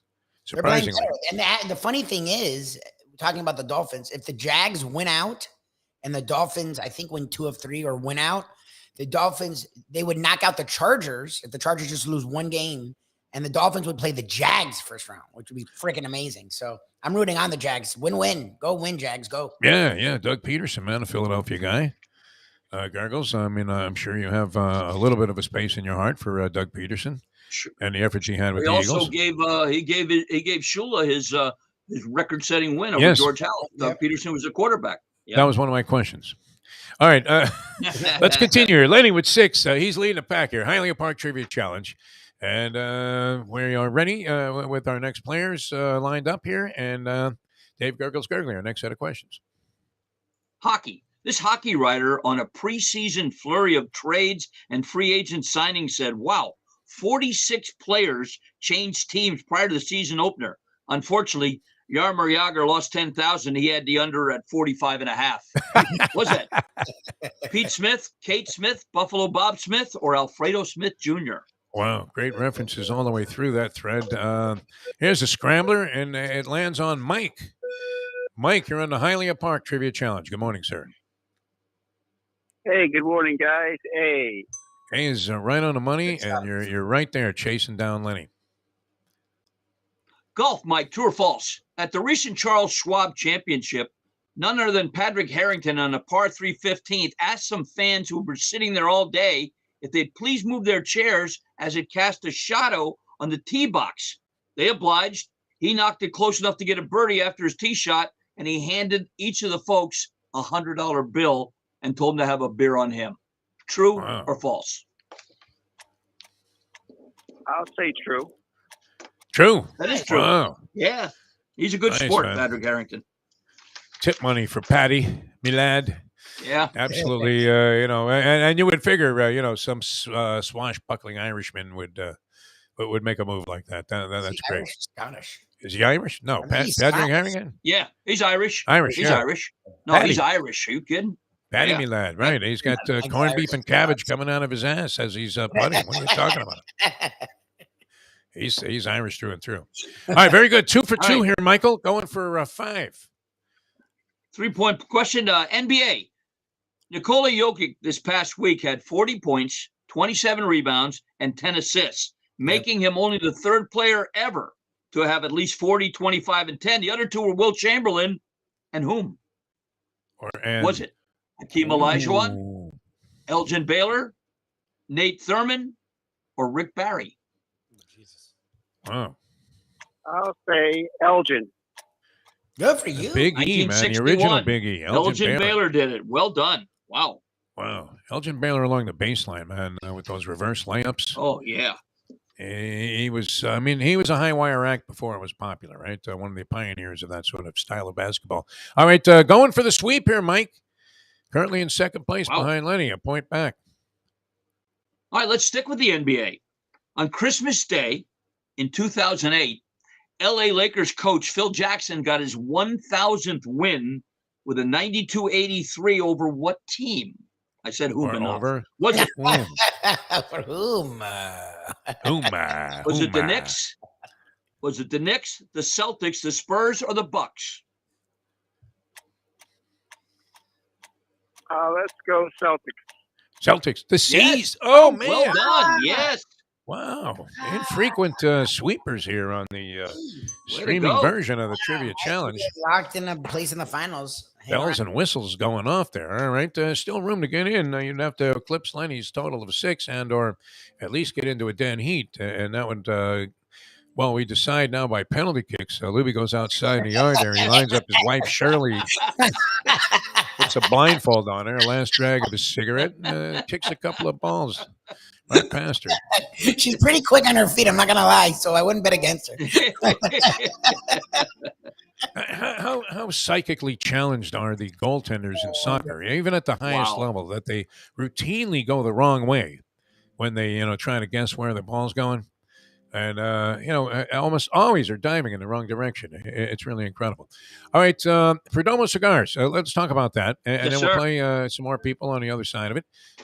You can dial us up, 954-417-0070. And the challenge itself, the Hialeah Park Trivia Challenge, is of, I think, some significance, because we were just talking about this earlier, Dave, about how, everybody's competitive. You just don't want to lose. You want to see if you can win. That's right. Get in there and challenge the heavyweights like Lenny and Mike, and see if you can't come away with a victory there, even if you're like a first-time viewer or listener. So worth your while to, even from an ego standpoint, just to help bolster your belief in yourself by winning the challenge. 954-417-0070. Was that right up there with the line of bullshit that coaches give you when they tell you it's all about the kids? And then they love their recruiting class, no matter who. They can't even name the kids in the fucking. Doesn't even matter, right? Yeah, they got stiffed by everybody. Everybody's going to Notre Dame. And, the Miami coach would stand up there and go, "Well, we really like what we did here. Crew all did a fine job." Right? Donna Shalane was coming in screaming. But the other number you need to remember is 305-627-6700. Oh, yeah. Cigars. There you go. That's right. I was there yesterday. They had their holiday party, and the place was rocking, and everybody smoking a beautiful cigar. I picked up some cigars for friends of mine for gifts for Christmas, and that's a great thing you can do. Even if you're not a cigar smoker, you can get a gift certificate. You can buy the variety pack or get a nice box of the Lot 23 or the Edición de Silvio, the 20th anniversary, whatever you like. 5150 Northwest 167th Street. They'll be open today and tomorrow, not Saturday, obviously. And then they'll open again next Monday. And you go there in person, say hello to Nick. His son is in the business now, 4th generation. And his lovely wife, Lauren, Nick's son, is expecting a baby. It's a Perdomo family business, and they make those cigars perfect one at a time. So tonight, in the Jets-Jaguars, take the under, and you can light up a Perdomo cigar after your victory or to commiserate. Perdomo cigars, they make them perfect one at a time. www.perdomocigars.com. Not a lot of faith, Dave Guggles Gergely, in the offenses of these two teams, which I thought, the Jags were showing signs of life with Trevor Lawrence late in that ball game. When they had 4 touchdowns. Yes, they definitely are. Some nice throws on the run. And the over-unders are rather limited, 37.5. But what's the weather going to be like in New York? If it's, again, 40s here, aren't they having like some superstorm? The weather's got to be nuts. What's tonight? No, which way do you look at that? Right now, though, what is the weather there now? I don't think it's. I mean, we always think of the snowplow game when you think about playing over-unders or something in lousy conditions. But I always found that adverse conditions could be very favorable to an offense. Very favorable. I mean, when it was like slippery rock type mud, and you're a wide receiver, it was pretty easy to fake a guy out and have him just fall on his face, and you're wide open. You could get some scoring, even in the worst of conditions. We'll see. All right, we're going to come back with more. We'll play some more people. You can dial us up, 954-417-0070. We have Dave Guggles Gergely. Nice game working here with the sweeper and Mike, and Lenny the Chronic posting a 6 spot. So a hotly contested edition of the Hialeah Park Trivia Challenge continues in a moment. Now that. The time. Very smart people calling into the show here today. It's 8:09. Folks, Tony Segreto here. Let me ask you a question. What do you look for when you go out to eat? Good food, obviously. Friendly atmosphere, not too loud, but good energy, reasonable prices, and a place where you feel comfortable. All those ingredients, no pun meant there, are hard to find unless you're talking about the Texas Roadhouse. You see, they encompass all of those attributes. Really, really good food, amazing atmosphere, good for a family, good for a date, or just a night out for yourself, and prices that will make you extremely happy. Their ribs unmatched, steaks hand cut every day. Everything, and I mean everything, is made on site, including their incredible bread. It's the one day, folks, that you can forget about low-carb diets. Trust me when I tell you, Texas Roadhouse, your restaurant, your destination when you say, where should we go and eat tonight? From the newly renovated sports bar to the beautiful bayside views captured at the Tiki Bar, Jimmy Johnson's Big Chill has it all. Located at mile marker 104, the Big Chill also offers waterfront dining while experiencing breathtaking sunset views of the Florida Keys. It's simply the hottest spot in the Keys to cool off. That's Jimmy Johnson's Big Chill at mile marker 104 in Key Largo. For more information, call today at 305-453-9066. If you look at our organization today, and you've seen what we've done, from every aspect except on the playing field, we're probably the first-class organization in the National Football League. It's now time for the Defo Show.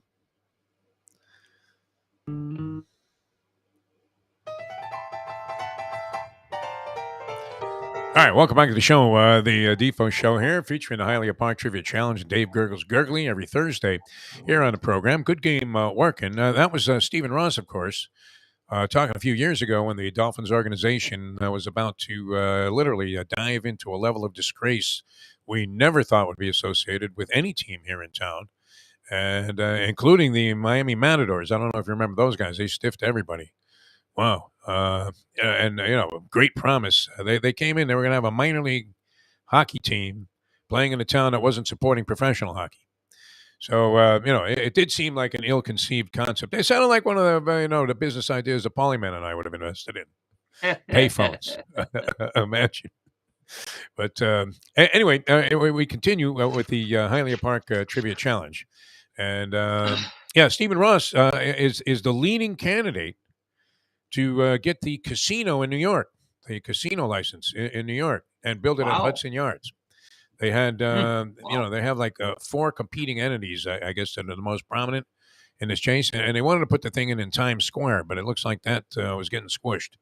And Stephen Ross' wherewithal, is endless. But imagine, still, who wouldn't want to own a casino? The only guy that ever lost money in the casino industry, Trump, right? One DJT, man. DJT. How could you possibly get buried if you own a casino? It's impossible. I remember going to what was then at the time, it's now it would be referred to as a Native American casino with Sonny Hirsch in the middle of Nebraska. Okay. And we're outside of Omaha. And I've told this so many times. The sign pointing to the casino had Rod Serling on it. You were literally heading to the Twilight Zone. And this place was making money. Unbelievable, right? There were 4 people in there. You would have liked the wooden Indian statue. That was good. I probably could have brought that into court with me that time and impressed the judge. I was very sympathetic to the cause. All right, here we go. More questions from Dave Guggles Gergely. More players on board. 954-417-0070. And with our next set of questions, here's the great one himself, Dave Guggles Gergely. College hoops. This broadcaster and Syracuse graduate, as a matter of fact, on meeting Coach Wimp Sanderson dressed in one of his multicolored sports coats said, "Wow, nice coat, Wimp. It's great to see that Pinky Lee's estate has been settled." What's that? Bob Costas, Bob Boone, Pat Boone, or Pat Fox? I used his name. How about that? Lindsey Nelson was great with the Jackets, man, coming in to shave. Very nice man, too. All right. Hey, look at that. The scramble lands on Pat, who was referenced as one of the possible answers. So I know you're going to rule that one out because you never said that. He's also our defending champion. He's a defending champion. Oh, wow. And defend his crown. The reigning and defending WBO champion. Pat, welcome to the show. Hello, guys. That'll be A. That is correct, my friend. Excellent. Well done, Pat. 1 point. Football. Dabo Sweeney, head coach of Clemson, whose real first name is William, was given the nickname Dabo when his younger brother Trip couldn't pronounce his name and called him Dat Boy. True or false? My guess is it's true. That is true. It is true. Wow. Yeah. Instead of he couldn't call him William, he said that boy, and it ended up being Dabo. Very good, Pat. Very nice, Pat. Sniff that out. 2 for 2, going for 5. All right, hockey, Pat. In one of the most famous Stanley Cup goals ever, Bobby Orr made the flying through the air goal versus the St. Louis Blues. Who made the pass to Orr to set him up for that goal? Wow. Was it That's a tough one. Ken Hodge, Derek Sanderson, Johnny Busick, or Phil Esposito? Sanderson. That's what I would have said. Yes, Yeah, it was. wow. Yes. Well done. Great head of Holy hair cow. on Derek Sanderson. Everybody wanted to be Sanderson. Well, we have He had a nice little run there with the Bruins. Was a flashy player, too. All right, gunning for the sweep. This would be double sweepers, and I think at that point we would just have to go to the finals. Otherwise, we'll try and play a few more. We have other people who want to play, but yeah, I don't know. I mean, Yeah. how do you beat a sweep? Yeah, All right, double let's do sweepers. another Christmas Day question for you. College football, Christmas of 2003. The winner of the Hawaii Bowl in triple overtime, appropriately enough, was University of Hawaii. Who did they beat in triple overtime? Wow. Was that Cal? 2003 Stanford? Hawaii Bowl, Gergles? Wow. Yep. Yeah, it's Christmas. Was it Cal, Stanford, Houston, or Illinois? Who was the last on? You know, I Christmas remember that game college like it was yesterday. No. There you- Good luck, Pat. Oh man, I'll go with Houston. Houston. Shut up. That is correct. Well done. Oh, We wow. never had back-to-back sweeps. That's never happened, man. This is like that the ever Golden happened? State Warriors going down by 30 in back-to-back games. Unbelievable. Oh my God! That's since who was Al Annals was on that team. Get out of here. Oh, As a player. So, hang around. Yeah, as a All player. right, you guys hang around. Let's put in another word for Perdomo Cigars here, and Sure. then we'll get Yeah. into the finals, and we'll talk a little bit about a couple of other things as well. Celia, come in. Sorry, that was. You know, if you're a last minute shopper and you're tired of the malls, like I went to Pembroke Lakes Mall yesterday, it was so crowded, but a great place to go is the Perdomo, 5150 Northwest 167th Street. Get a box of cigars for that person in your life who smokes them, or get a 5-pack of variety cigars. Get a humidor for the guy who needs a great humidor. You can get them at Perdomo Cigars. 5150 Northwest 167th Street on the Palmetto on the east-south side as you're heading east to west. Can't beat it. They're open 9 a.m. to 6 p.m. They'll be open today, probably limited hours tomorrow. But if you want to call, 305-627-6700. You're getting a cigar for somebody you're not sure, Danny will help you take you right into the humidor that our late great friend, the Mad Dog, built. Or you can just get a gift certificate. Why not? Here's $50. Go get yourself some great cigars at Perdomo. 305-627-6700.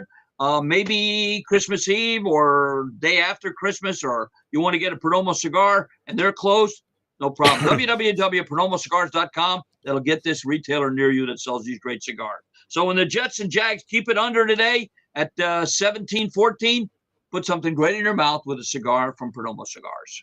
Excellent. Now, let me ask you this, Dave, because, this being 2023 almost, can you order online and have cigars shipped places by Perdomo? Absolutely. Oh, yeah? Absolutely. Okay. Great idea. Yeah. You can do it online. They'll ship it to you. Not a problem whatsoever. And I don't know if we want to do the finals first or the Christmas poem first. Your call. Let's do this. We'll finish the game off because and the Christmas poem should stand alone, I believe. Okay. Right. Let's go to the finals here. Are we set, Mike Lubie, 2 sweepers? Pat and Mike, excellent job, both you guys. I mean, both deserving winners. This is like a dead heat in horse racing, with Secretariat. What if Affirmed and Aladar had ended up in 3 dead heats? How great would that story have been? And it came close to being that. So we had a dead heat in the regular portion of the game, and now we are in penalty kicks. This is the championship question. Gergles is going to fire one off. Call out your name if you want to answer right away. Nobody answers right away. We offer multiple choice. First person to call out his name gets first choice. We go back and forth till we have a winner for the championship of the Christmas Eve edition of the Hialeah Park Trivia Challenge. Here's Dave Guggles Gergely. And appropriately enough, we want to know, what is Stan Gilbertson's Christmas Day sports claim to fame? Stan Gilbertson. All right. In 2004, I don't know that name. In 2004, when Kobe the Lakers faced Shaq of the Miami Heat, he was the official who called the sixth foul, disqualifying Shaq that day. B, on Christmas Day in 1933, he was the boxer who upset Kid Chocolate for the Junior Lightweight Championship. C, he was the holder for Jan Stenerud's one missed field goal in the NFL's longest game on Christmas Day when the Dolphins won on a Gary Yepremian field goal. Or D, he scored the final Christmas Day goal in 1971 for the California Golden Seals as the NHL ended its Christmas Day. Go ahead, Pat. Pat came in early. What do you say, Pat? What do you say, Pat? B. B. B as in bear. He was the boxer. Nope, that's wrong. That would have been my last guess. He was the All right. he was the official that called the sixth foul on Shaq on Christmas Day in 2004. He was the holder for Jan Stenerud on his only missed field goal, or he scored the final goal in Christmas Day in 71 for the California Golden Seals as the NHL stopped its Christmas Day that started in the 20s. Huh. A. This is all for Mike. He says A. A? That's Incorrect. wrong. 2 left for Pat. Last two for you. He was the holder for Jan Stenerud when he missed the field goal, or he scored the final Christmas Day goal for California Golden Seals. D. D. That's right. D. Yes. All right. Got it. Yep. Golden Seals. They Yeah. played Christmas Day from the 20s to 1971, and then it started again in 2008. California Golden Seals. Well done. Back-to-back championships, man. He's gone back-to-back. Do you believe that? That's not easy to do here on the Hialeah Park Trivia Challenge. All right, thanks to the people at Hialeah Park for helping bring you the challenge. And once again, check their calendar of events. Sensational for the holidays. And I saw something very festive about like a New Year's Eve party there. That's extremely reasonable. Definitely. And wow, the food there is dynamite. And they know how to pour a drink at Hialeah Park. You're not going to be getting those measured shots or anything like that. And, of course, safety is of major concern. They know you might be driving home, but they're going to take care of you. And you can party hardy and into the late hours because they'll be open till 5 a.m. There on New Year's Eve. And, you'll be well into 2023 by the time you go home with a big jackpot maybe that you scored in the casino. All right, this is an annual tradition, and I'm glad we're able to continue it here in our new format, which is not so new. I mean, we've been doing this for about a year and change now, and we're very happy that you guys are finding us. But Dave Guggles Gergely on the radio for how many years, Dave? All 25 that we've been working 25, together? Yeah, I found a set of questions from 1998 the other day. Yeah. Wow. Very good. What were those? Some of the questions you used today? No, no. I'm saying that sometimes can be rough. You're like, oh fuck, I don't have any questions. No, and I know you guys all dynamite job over the years. It's absolutely fantastic. We do want to say hello. I don't know if he's still viewing or listening to our good friend Eric Brandon, whose show we used to precede. And he's still on the air there at 940, the Weekly Fisherman, and it's a great show. No, we used to follow Eric. Yes, that was a right. great show. Yep.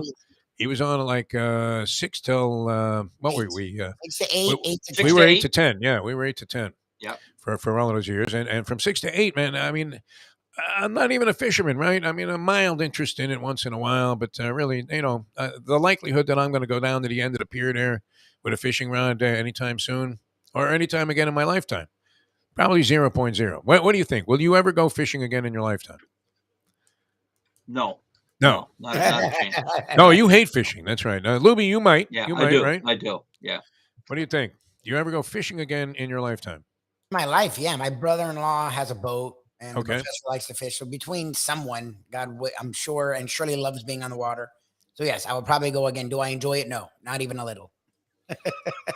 Yeah, maybe in like a stocked lake, and I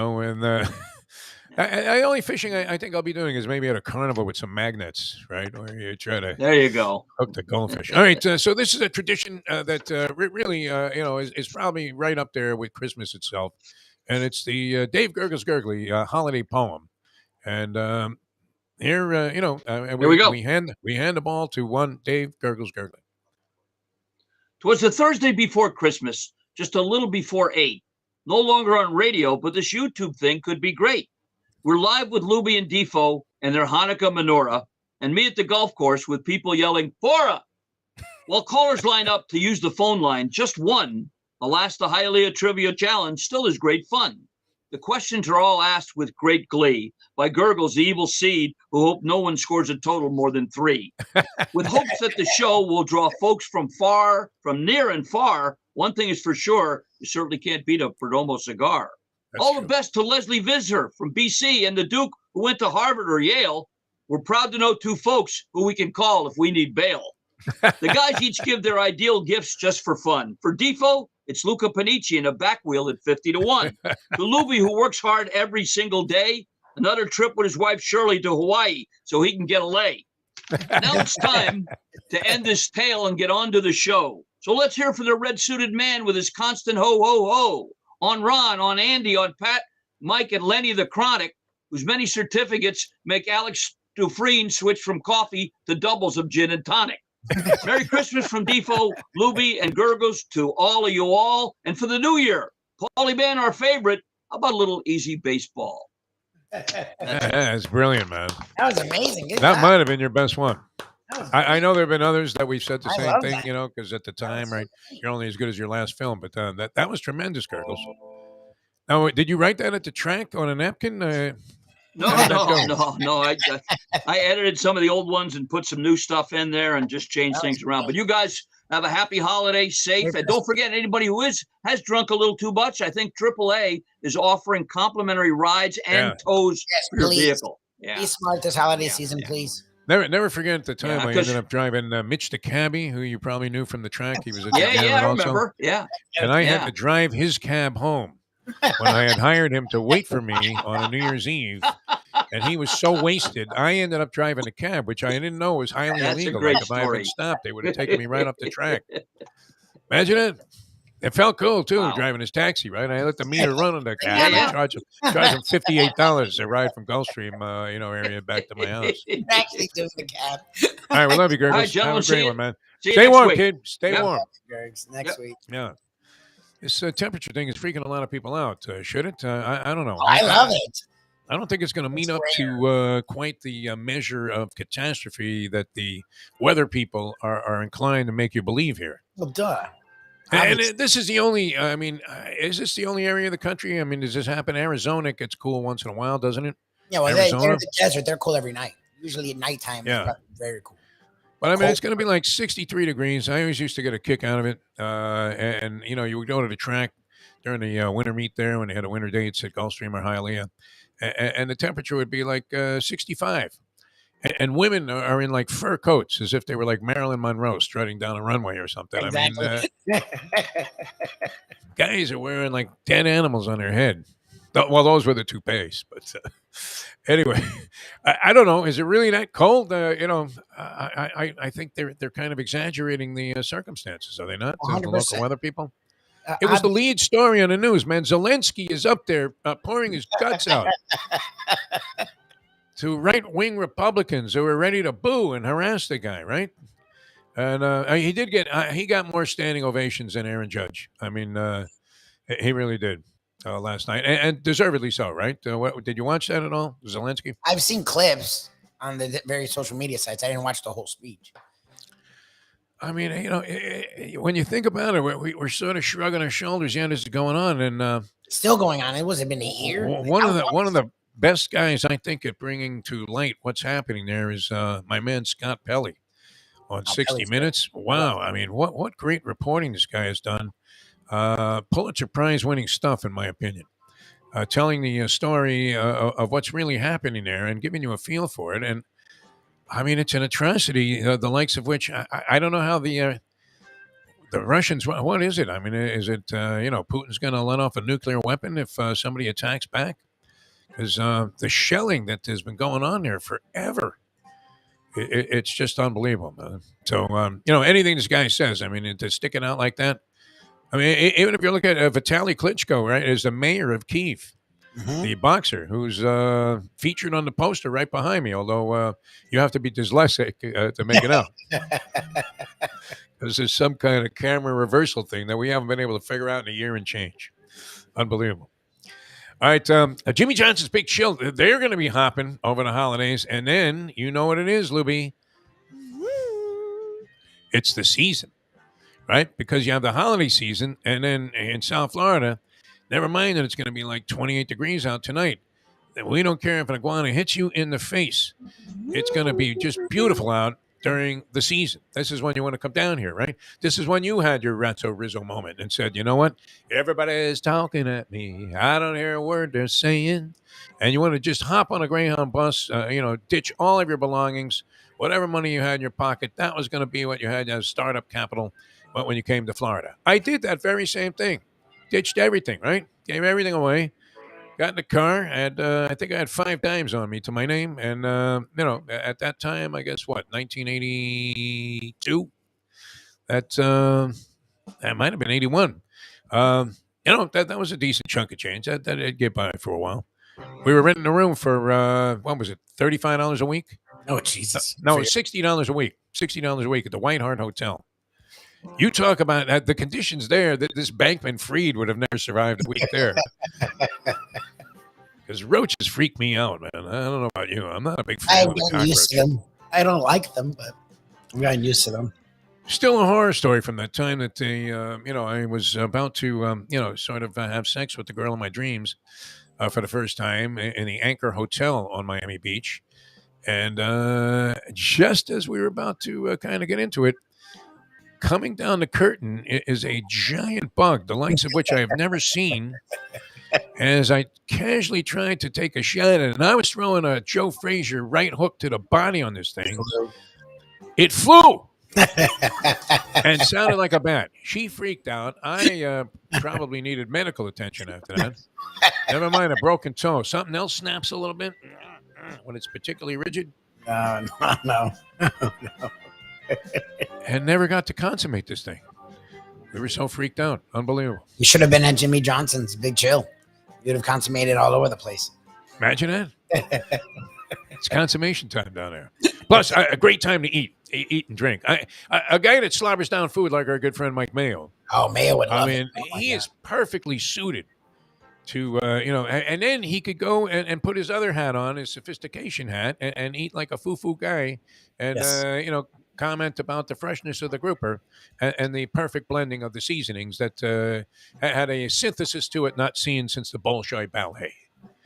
Right? Isn't that what a food writer would write? Something like that. I could have done that because it's all bullshit. It's beautiful.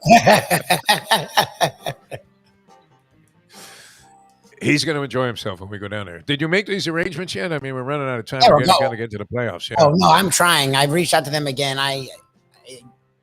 I guess they're extremely busy down there. I reached out again this week, so we'll see. I would think so, yeah. It's when we can set things up.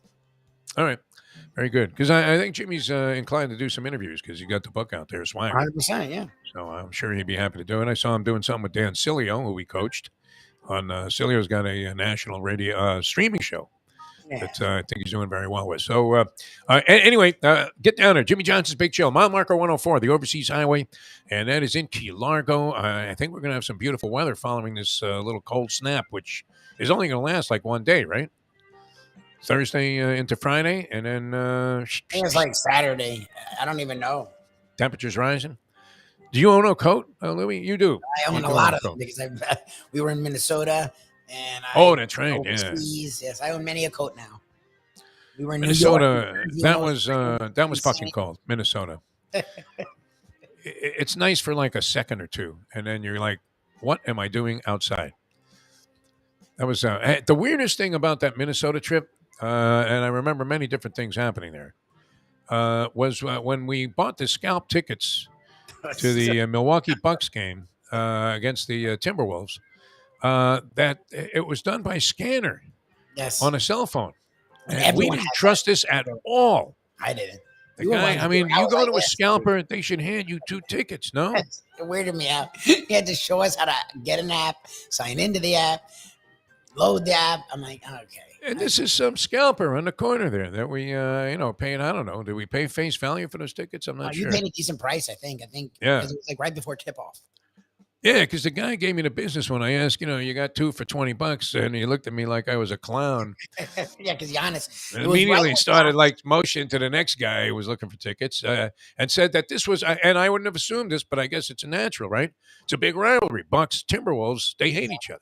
They do. Minnesota and Wisconsin. Right? They had the Timberwolf thing going in the background there, and then they had some stupid, giveaway where, like, if the Bucks missed 2 free throws on any visit to the stripe, everybody won like a taco at Taco Yes. Bell. Yes. And so everybody, after the guy would miss the first, is screaming, "Brick!" And it was amazing. I think Dellavedova was playing for the Bucks. Yes, he was. And he might have bricked a couple of free throws, and the crowd went bananas. And you're like, wait a minute, what do you give a shit about, Dellavedova? Unbelievable. What's his first name? Matthew? What? Yes. Matthew Dellavedova, yeah. Often referenced here on the show. All right, so anyway, get down to Jimmy Johnson's Big Chill. Have yourself a good time. It's the first thing you come across when you leave Florida City. Right there on the right side. If you're heading south, if you're heading north, it's worth just making a left right in there as you're on the Overseas Highway and checking out all the great food and drink and the atmosphere and the good vibes at Jimmy Johnson's Big Chill. All right, we're going to come back with more on this fine Thursday edition of the program. We will have a regular and action-packed edition of our Degenerate Friday show tomorrow. I believe everybody is on board to participate, and that would include the Greek, the Professor, Mike Mayo, the Gambling Gourmet, and Mark Lawrence, the trend handicapper of all time and world championship handicapper, who's always coming up with some underdogs. And I think dogs have been a big angle in the bowl games, no? Haven't the dogs been prevailing? The predominant number of ball games, and even on moneyline propositions. So, yes. I don't know. Should I research that, or because the type is awfully small? 62 of these fucking games. What are you talking? I think you're sort of right. I think the dogs have done really well. Seems to me underdogs are prevailing a lot. In these ball games so far, because I've had a small betting interest in a couple of them, and the points were always the thing to have. All right, coming back with more in a moment. Now that 8:36. Ponies in Style at Champions, the outstanding simulcasting room at beautiful Hialeah Park. Yes, the grand old lady of thoroughbred racing has never been more vibrant, and you can wager on the races from the top tracks around the country while enjoying a cocktail at the Brass Rail Bar or any of the fine food served throughout the facility. If poker is your game, you're covered in Style, and you can play all your favorite Vegas-style games, including blackjack, craps, and roulette, in Hialeah Park's sizzling hot casino. Get a player's card when you walk through the door for all kinds of generous amenities, including our favorite, free play, when you come out to the ultimate casino and entertainment destination, Hialeah Park. Hey folks, Tony Segreto here. Since day one, Catholic Health Services has been part of Old School. And since we've started letting people know about them, it's changed their lives. You see, Catholic Health Services, while being recognized as one of the top places for stroke rehab in the country, it's also about a group of people who not just excel in what they do, from the doctors to the nurses to the therapist, on and on and on. It's how they do what they do every single day that separates them from the pack. They do it with a passion, unmatched, and the inclusion of family in every step of the process. Trust me when I tell you this. If you want the best, unmatched rehab with a special group of skilled, caring people, there is truly only one place, and that one place is Catholic Health Services. These days, we're all looking for comfort anywhere we can find it. Thank goodness for Landlubber's Raw Bar and Grill in the Plantation location, because they are making sure you are as comfortable as possible. First of all, they're not only open for delivery and pickup. All you have to do is go to landlubbersbarandgrill.com for both pickup and free delivery. Their hours have changed a little bit. Monday through Thursday from 3:30 to 10, and Friday, Saturday, and Sunday from 11:30 to 10. You're going to have the best wings in the world. You're going to have a great burger. You're going to have their amazing soups. Again, Landlubbers, Raw Bar and Grill. It's nice and easy. Just go to landlubbersbarandgrill.com for both your pickup and free delivery. Thank goodness for Landlubbers for making you always feel right at home. The great Tom Rinaldi joined us, ESPN, ABC, and virtually everywhere else. Defo, this is about you guys and what you've done.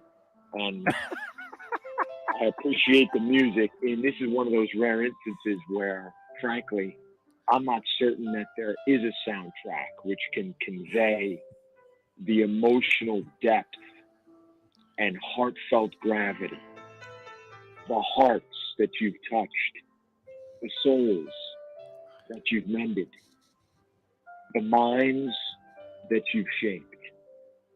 and the mornings that you've wrecked across 10 hard, long years.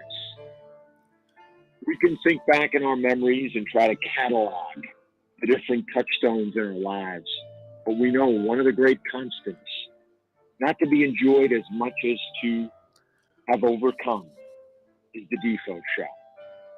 And with it, like a virus in its own way, that has stayed with us, that we have not been able to shake, we now mark 10 years together.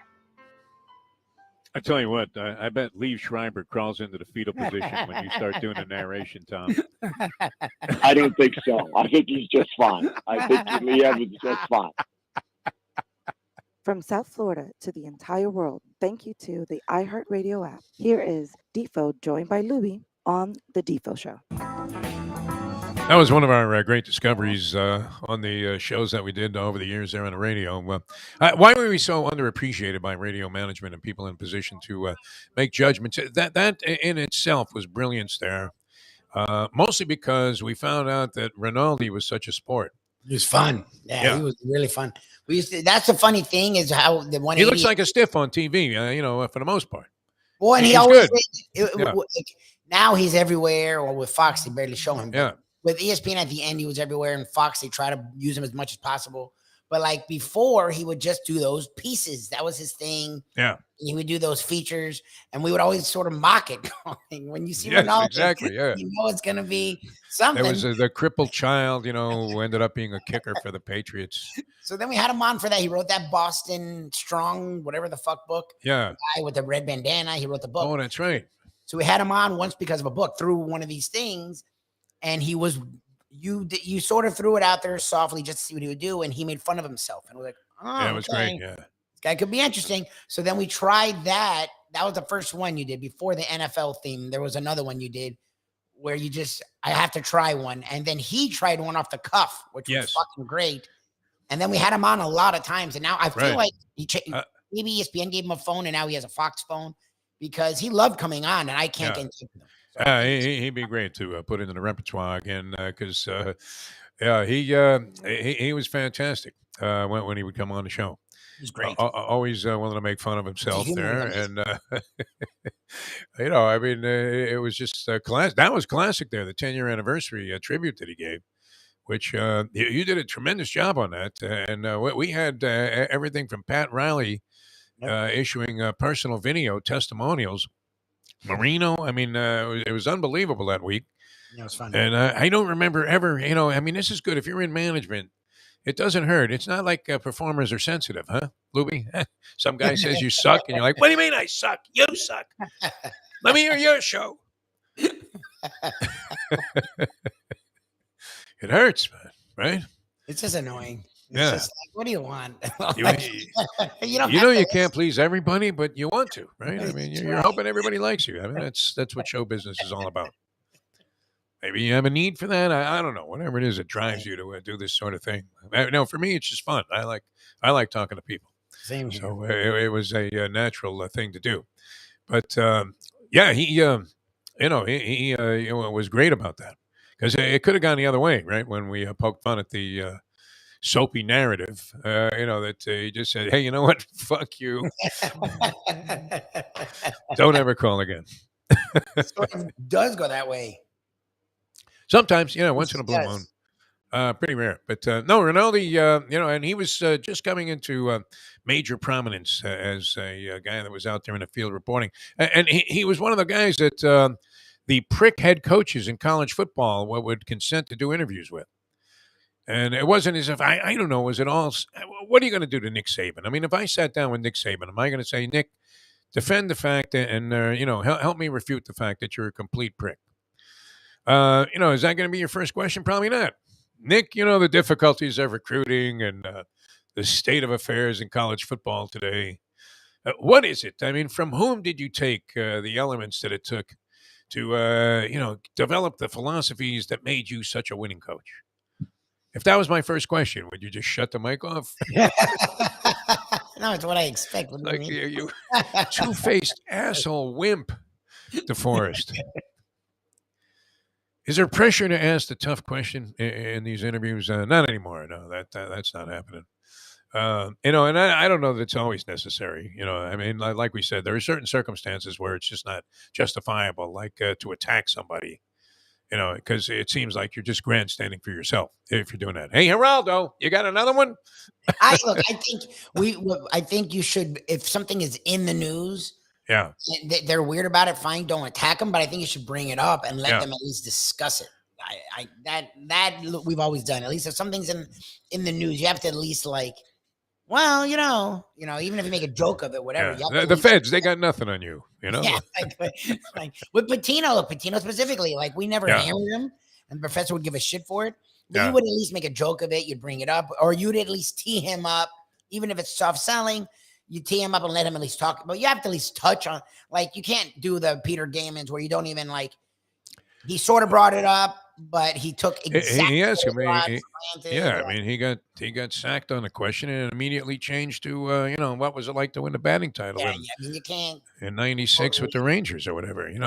It's like, come on, Pete, you're the hard hitting reporter from the Boston Globe, for God's sake. Yeah, give us some hard hitting reporting on this. And look, everybody admired. Is Gammon still around? Did he check out what's? He's alive. I don't know if he's doing it. He's alive. I don't know if he's doing anything. I mean, look, an admirable career. He did seem to be a major authority and somebody that also, in very subtle fashion, delivered his passion for the game, which is kind of nice, right? It wasn't like he was jumping up and down on a trampoline like Stephen A. Smith. No. And you don't understand a word the guy's saying. So, it seemed like whatever he was saying, aside from that, dodging the question with A-Rod, whatever he was saying had a lot of credibility to it. Would you agree, Peter Gammon? Yeah, I loved Peter Gammon. Yeah, he was great. He was great. Excellent at what he did. But, I mean, you don't get much of an answer anyway. It's kind of like the January 6th committee.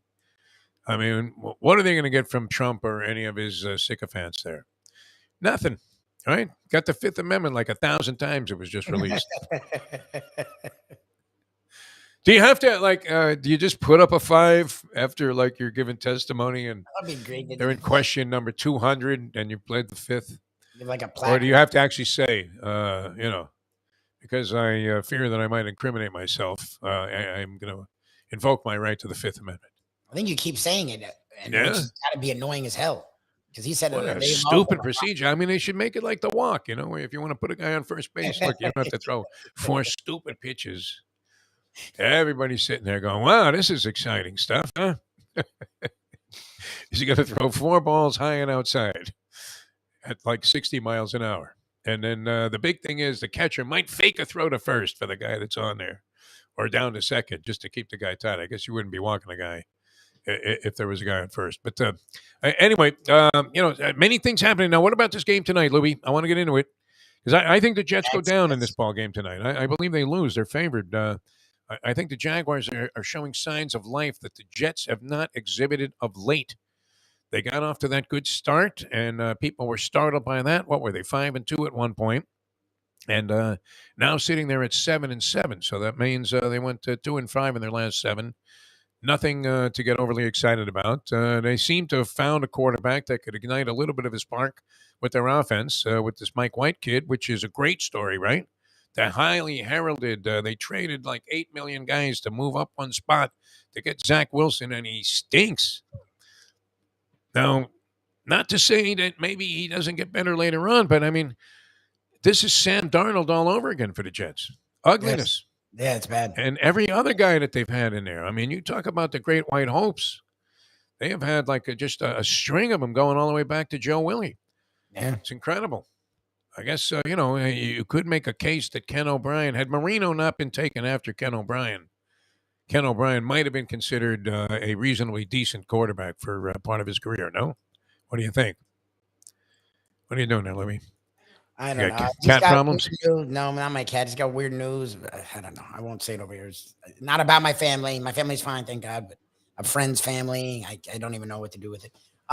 So yeah, the game tonight. Look, Mike White's story is interesting. The Zach, but he's out, right? So he's very much like the Jets. What's funny is what the Dolphins have had. At least you're right. At least between Greasy and now they had Marino. The Jets haven't had a guy since Namath. Well, every time they seem to have the guy. They go and draft the other guy every time, including the Marino draft. When you look at some of these. That was one of the most. I mean, it just left you absolutely flabbergasted, Jet fan or not, when Danny Boy is dangling out there, and nobody had heard of Ken O'Brien.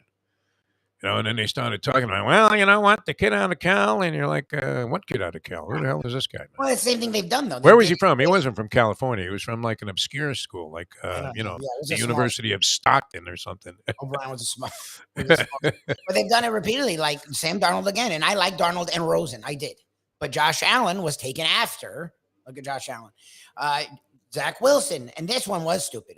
At the time, I thought it was stupid when they fell in love with Zach Wilson. Justin Fields, where Fields is going to be, he's a lot better than Zach Wilson. The Jets do this every time. They fall in love with the sexy, fun, different guy instead of the guy that has been great for years and we all know is great. And, like that's sort of or when they take a flyer on the wrong one.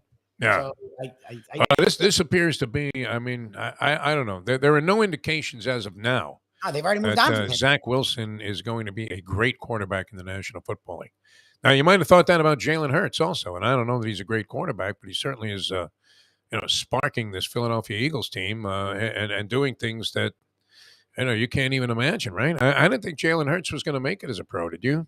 Oh, no. I mean, that was one I was dead wrong about. I saw him at Alabama. He transferred out of there when Tua took over and didn't really get as much national attention.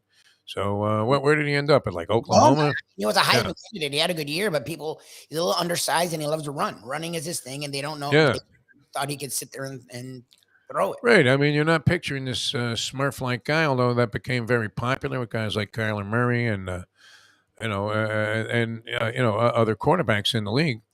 That that this guy that could kind of juke his way around in the pocket and find a way to roll out it. And Russell Wilson, a great example in Seattle, but a horrible example now. That may go down as one of the worst trades in all of, right up there with Herschel Walker. No, the Russell Wilson trade to the Denver Broncos for like 100 first-round picks and the players. They gave up a lot of picks and they spent a lot of money on him in a league that's really cap strong. And oddly, the team that would appear to have just bailed out and was trying to get some kind of a cachet of capital for the future, they're having a better season. Yes, the team that than the Broncos. Yes, they got everything: draft picks, save money. Now Geno Smith has been passable, and they save all that money on the quarterback position. And they're good. They're in the NFC. They're a playoff team. I believe are the Jaguars 5-9 or 6-8? The Jaguars.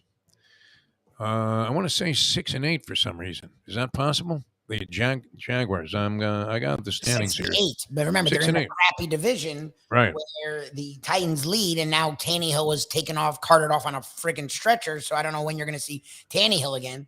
So they're 6-8. But the division leader 7-7. I'm going to go Larry Merchant on this. It's like two fighters at a crossroads. Yes. And this happens at different times and goes in different directions in the National Football League. You had the Dolphins who got off to a real fast start, then lost 3 in a row. Yep. And they come back and win like 4 in a row, or 5 in a row, and then they lose 3 more in a row. Yes. So you get this kind of crisscrossing effect here, and I think you have 2 ships passing in the night here, Lubie. This is my Mark Lawrence 2 ships passing in the night theory. The Jets in decline at 2-5 in their last 7, and the Jaguars surprisingly now showing some spark and coming back like they did against the Cowboys. What a disgrace for Mike McCarthy. That was unbelievable. Yep. Trevor Lawrence, all of a sudden, gunslinging, like he was back in the days when he was, Mr. Heisman, and he looked pretty good. Maybe Doug Peterson, is a better quarterback whisperer than Urban. Urban Meyer was. Duh. It's amazing, that this guy could fail so badly as a pro coach. It's not like Lou Holtz failing at the pros.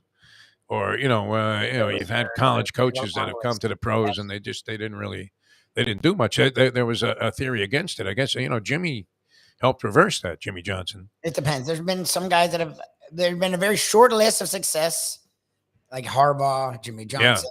and a long list of failures. And Urban may actually top that list because these other guys at least made it through the year. Yes.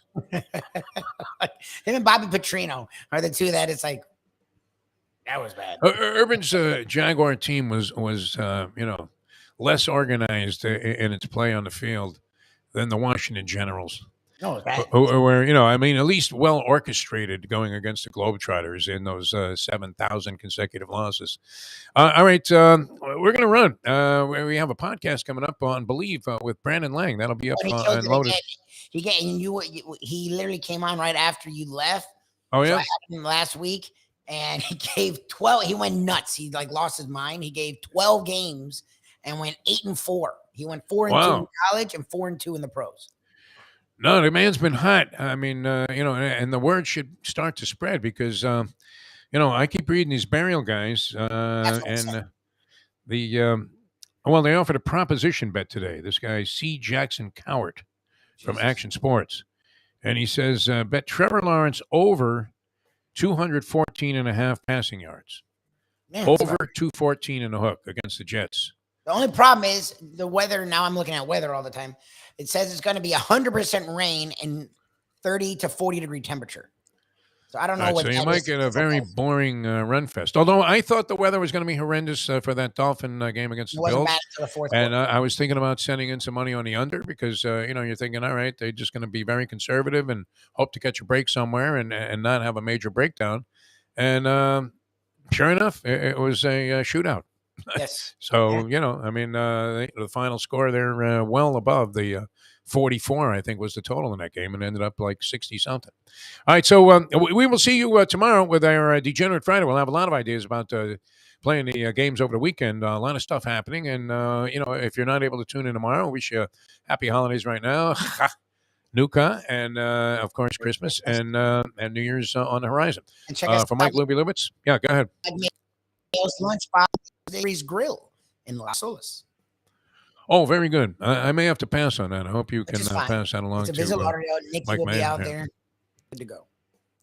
All right, yeah. Nikki Mohan's great, man. Now, why would I want to step on her time on the show, man? She's got that great voice and a great look and great opinion, man, and is not afraid to just continue to dine right there on the show in the tradition of the great Mike Mayo. All right, we'll see you later, 12 o'clock on the Lunchbox, and catch our podcast with Brandon Lang. I think you'll enjoy it. That's on the Believe, BLEAV podcast network, or just network. All right, well, see you next time as we leave you now that. The time.